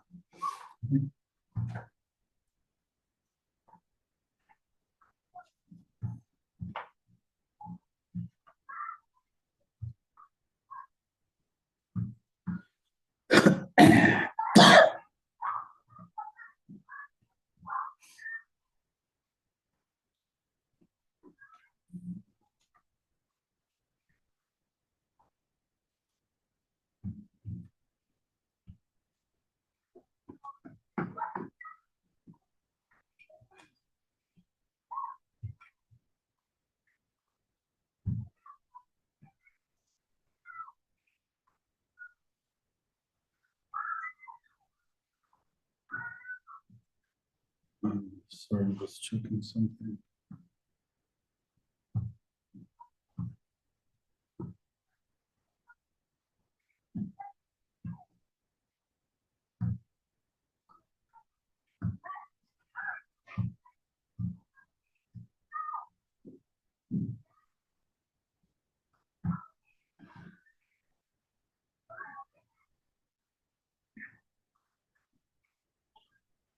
Yeah. We'll see how much we can do till winter break. We definitely want to get to at least the end of Al-Bab al-Awwal, which is Mu'arabat, which is what we're doing. We do want to get to page 170, which is the start of the Ism al-Mabni. Right? We might not be able to finish. No, definitely not, because Ism al-Mabni itself is a good more than 50 pages until al-qism al-thani fil fi'l. So the goal, inshallah, is going to be for us to finish up the mu'arabat by winter break. And if we go past that, that's fine. But at least up until that point, so that we're more or less at a good place. Right? So hal is obviously to show the condition of a word. So tafsilul hal, faslun الحال لفظ يدل على بيان هيئة الفاعل أو المفعول به أو كليهما نحو جاءني زيد راكبا وضربت زيدا مشدودا ولقيت عمرا راكبين. So hal is a word that indicates upon the state of the fa'il or the maf'ul bihi, or both the fa'il and the maf'ul bihi. So ja'ani Zaydun rakiban, Zayd came to be riding, describe the hal. Darabtu Zaydan mashdudan, I hit Zayd and he was tied up, that's maf'ul bihi. And laqitu Amran rakibaini, I met Amr rakibaini, and both of us were riding. So that describes both the fa'il and the maf'ul bihi. Now, al-halu min al-fa'il al-ma'nawi wal-maf'ul bihi al-ma'nawi. What is the difference between hal and maf'ul bihi? Because if you say, Ja'ani Zaydun rakiban, it's in the state of nasab, and it's coming after the fa'il, then why not just consider it a maf'ul bihi? Right? So, وَقَدْ يَكُونُ الْفَاعِلُ مَعْنَوِيًّا. Okay? So, the fa'il could be ma'nawi. So, the difference between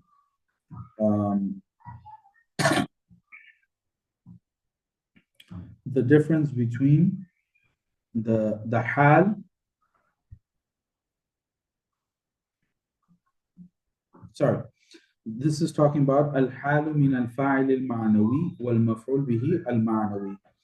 This is talking about the hal of a fa'il that's in wording, that's in meaning, sorry. It's talking about the hal of a fa'il that's in meaning and a maf'ul bihi that's in meaning. What does that look like? وَقَدْ يَكُونُ الْفَاعِلُ مَعْنَوِيًّا. When a fa'il is implied, when a fa'il is ma'nawi, is in meaning, نَحْوُ زَيْدٌ فِي الدَّارِ قَائِمًا. Zayd is in the house standing. Then what you mean by that is زَيْدٌ اسْتَقَرَّ فِي الدَّارِ قَائِمًا. Because nothing in the sentence Zaydun fi dari qa'iman suggests Zayd is fa'il, because Zayd comes at the beginning of a sentence. It could just be the mubtada, right? But the meaning of the sentence Zaydun istaqarra fi dari qa'iman tells us that it's a fa'il ma'nawi. وَكَذَلِكَ الْمَفْعُولُ بِهِ أي قَدْ يَكُونُ مَعْنَوِيًّا. Similarly, the maf'ul bihi could also come in meaning in a sentence. Example, هذا زيد قائما. This is Zayd standing. فإن معناه, but the meaning of the sentence actually is المشار إليه قائما هو زيد. That the one that is being indicated to and who is standing, he is Zayd. Okay, so mushar ilayh, who you point to, becomes the object of your pointing, i.e. the maf'ul bihi in meaning. Sheikh, sorry. For وَلَقِيتُ عَمْرًا رَاكِبَيْنِ, are we saying that the fa'il and maf'ul are both راكبين? Yeah. So is there like an implied dhamir there or something? No. So what it's showing is that the hal can come for the fa'il only, or the maf'ul bihi only, or it could describe the fa'il and the maf'ul bihi at the same time, right? So I met Amr while both of us were riding, right? So that shows the hal of both the fa'il and the maf'ul bihi. So it's not necessary for the hal to only be about one person. That's the point of that example. Okay. So obviously when we talk about hal, we have the second half of it, which is called the dhul hal. So you have مبتدا خبر فعل فاعل موصوف صفة مضاف مضاف إليه جار مجرور, اسم إشارة مشار إليه, everything has another part, right? معطوف عليه معطوف حرف عطف مستثنى منه. So hal dhul hal is just basically that. So what are the rules of the hal and the dhul hal? أحكام الحال وذي الحال. والعامل في الحال فعل أو معنى فعل. The عامل on a hal is going to be the fi'l, is going to be the verb, or is going to be something that comes in the meaning of a verb. أو معنى فعل, something that comes in the meaning of a verb. So quickly look at footnote 303. When we say ma'na fi'lin, what are we referring to? What types of words are we referring to? We are referring to words like ism fa'il, because you could use the ism fa'il to give the meaning of the fi'l, right? And that will do the amal. So ism fa'il, ism maf'ul, ism dharf, ism tabdil, which is superlative, sifa mushabbah, which is a quality like noun, right? Masdar, ism fa'il, and jar majroor. All of these are ma'ana fi'lin because they come in the meaning of a verb without being the verb itself. Okay, so the amil of the hal can be either a verb directly, or it could be anything that comes in the meaning of a verb. Okay, simple as that. Now, when it comes to the nakira ma'rifa makeup of the hal and dhul hal, wal halu nakiratun abadan. Hal is always going to be nakira. Hal is always going to be nakira. Wa dhul hali ma'rifatan ghaliban. Ma'rifatun ghaliban. The dhul hal majority of the time will be ma'rifa. So that's very easy to remember. Hal is always going to be nakira. Dhul hal is mostly going to be ma'rif. كما رأيت في الأمثلة المذكورة, just as how you have seen in the previous examples. Okay, so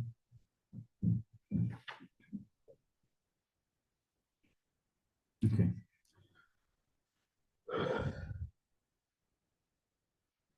So the dhul hal is the one that comes first, and it is being described by what we call the hal. Now, is it possible for the dhul hal to be nakira? Yes, because if you say that the dhul hal is majority of the time ma'rifah, that means there are some instances where the dhul hal can be nakira. Now, فَإِنْ كَانَ ذُو الْحَالِ نَكِرَةً, if the dhul hal is nakira, يَجِبُ تَقْدِيمُ الْحَالِ عَلَيْهِ, it is necessary to make the hal come before the dhul hal. Usually it's dhul hal and then hal, but now you have to bring the hal before the dhul hal if the dhul hal happens to be nakira. نحو جاءني راكبا رجل, came to me a riding man. That's how you would end up translating, even though it sounds like a mawsuf sifa, but you're translating it, based on the sequence. Or you could just say, came to me a man riding. Okay. So rajulun is the fa'il, which is the dhul hal, and it is nakira, therefore it's coming after the word rakiban, which is the hal. Okay. Now, لِأَلَّا تلتبس بالصفة في حالة النصب في مثل قولك رأيت رجلا راكبا. So, why is it necessary? Why is it necessary for you to bring the nakira dhul hal after the hal? Because لِأَلَّا, so that you do not تلتبسوا, so you do not confuse it with the sifa that comes in halatun nasab. You guys following? So that you don't confuse it with the sifa that comes in halatun nasab. في مثل قولك رأيت رجلا راكبا. I saw a riding man. So we might say, in translation, it doesn't make a difference. If I say I saw a riding man, or I saw a man who was riding, or I saw a man riding, it's still the same thing. Well, in terms of Nahu, you're using different sentence structures, right? So if you say رأيت رجلا راكبا, you're not going to say راكبا as hal. You're going to say رجلا is موصوف, راكبا is sifa. موصوف sifa becomes the maf'ul of رأيت. However, if you want to make it hal and dhul hal, you're going to say رأيت راكبا رجلا. رأيت راكبا رجلا. So at that time, the hal is coming before the dhul hal. The dhul hal is nakira. And in order to not confuse it with the mawsuf sifa, you switch the order. Sheikh, yeah, it makes sense. This was actually something I always tripped up on, because in translation they translated basically the same. So just to summarize, you're saying if the dhul hal is nakira, if it's general, then you bring the hal before to make it clear that that's the hal. Yeah. Okay. And if it's ma'rifa, if the dhul hal is ma'rifa, it's known, it can come after. So hal and dhul, so dhul hal comes first, hal comes second. And generally speaking, dhul hal is going to be ma'rifa and hal is going to be nakira. That stays in the order because by looking at it, you're going to know it's hal dhul hal, right? For example, ja'ani rajulun rakiban. But in the case of a halatun nasab word, in our example, ra'aytu rajulan rakiban, you could confuse it with the mawsuf sifa. Because if you just switch the order and you say ra'aytu rakiban rajulan, ra'aytu rakiban rajulan, the sentence is absolutely fine, but you're just not looking at it as a mawsuf sifa. You switch the order so that you could know it's a hal and dhul hal. Got it. So it's less about it being ma'rifa and nakira. It's more if it's already mansub, you don't want to confuse. Yeah, and you're going to end up confusing it. You're going to end up confusing it because the hal is nakira all the time, and the dhul hal is also nakira in this example. Now, mawsuf sifa, if one is nakira, the other is nakira. So now you have an issue where they all look the same, right? If your dhul hal happens to be ma'rifa, you don't have a problem. If your dhul hal and hal happens to be not in halatul nasab, then you don't have a problem. Okay? Like ja'ani rakiban rajulun, for example, that doesn't tell you it's mawsuf sifa, right? You can tell that it's hal and dhul hal, and the dhul hal is coming second because it's nakira. But you have this rule in place because it can end up becoming similar to the mawsuf sifa that is nakira as well. Does that make sense? Exactly. Yeah. So it's a scenario of the general rule. Hal is nakira, dhul hal is ma'rifa mostly. Okay, if the dhul hal happens to be nakira, do I have to be considering something? Yes, you have to consider the fact that if your dhul hal is nakira, you might end up confusing it for a mawsuf sifa, and in order to avoid that confusion, you will then bring the hal first and then the dhul hal second, so that you don't confuse it with a ma'rifa, so that you don't confuse it with a mawsuf sifa sentence, right?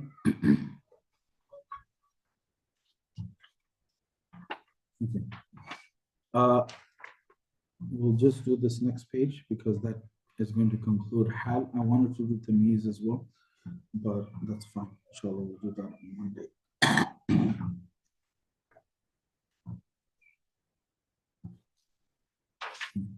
We'll just finish hal. So وقد تكون الحالة جملة خبرية. So hal comes at the end of a sentence. Hal is nakira all the time. Hal is usually a singular word, but hal can also be a jumla khabariya. So it could be an entire sentence. نحو جاءني زيد وغلامه راكب. So it could be a jumla ismiya or it could be a jumla fi'liya.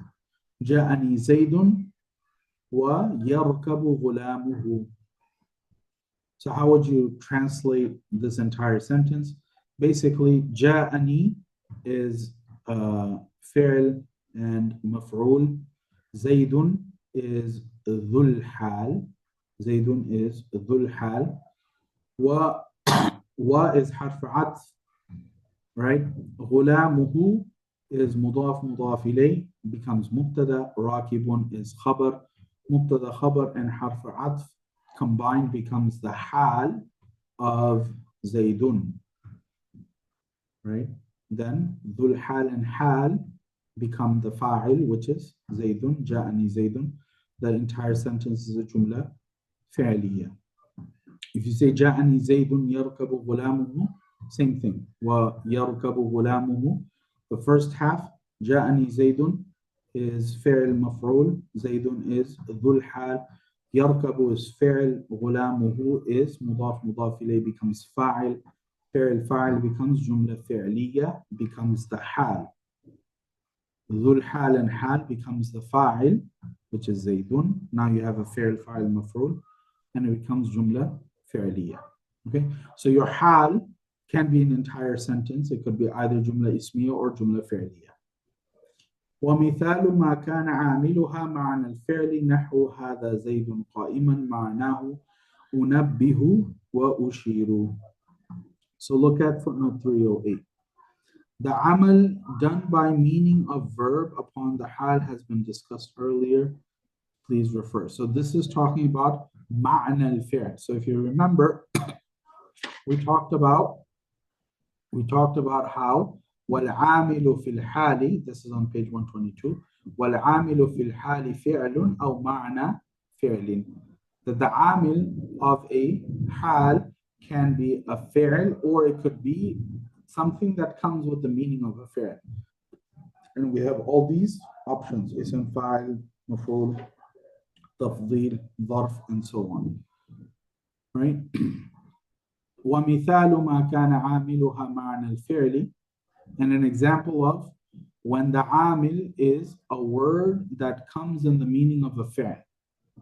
Example, هذا زيد قائما. You're not going to translate this sentence as this is a standing Zayd. Usually we translate the sentence as this is Zayd standing, which means you are describing the condition of Zayd. So قائما is the hal. So هذا as a word is coming in the meaning of a fi'l, because what is the actual meaning of an ism ishara?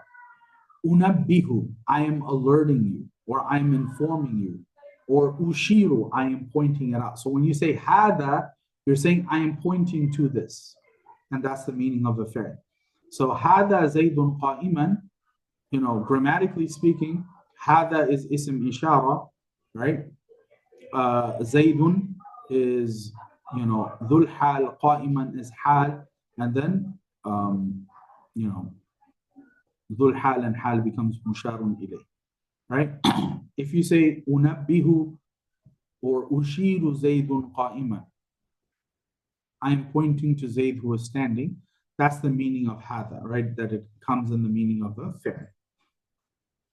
Now, is it possible for you to drop the amil of a dhul hal and hal sentence, which is the fi'l for something that comes in the meaning of a fi'l?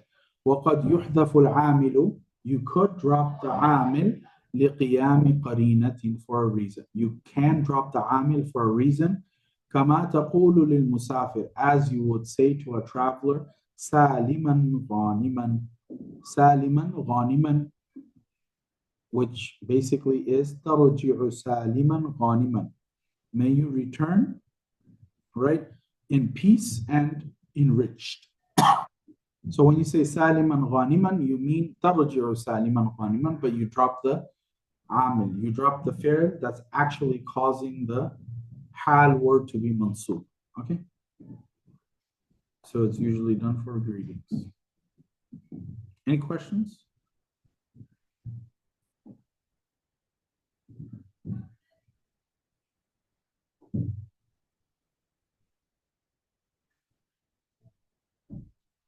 One last point, footnote number 310 at the bottom of the page. Is it permissible to bring more than one hal for a single dhul hal?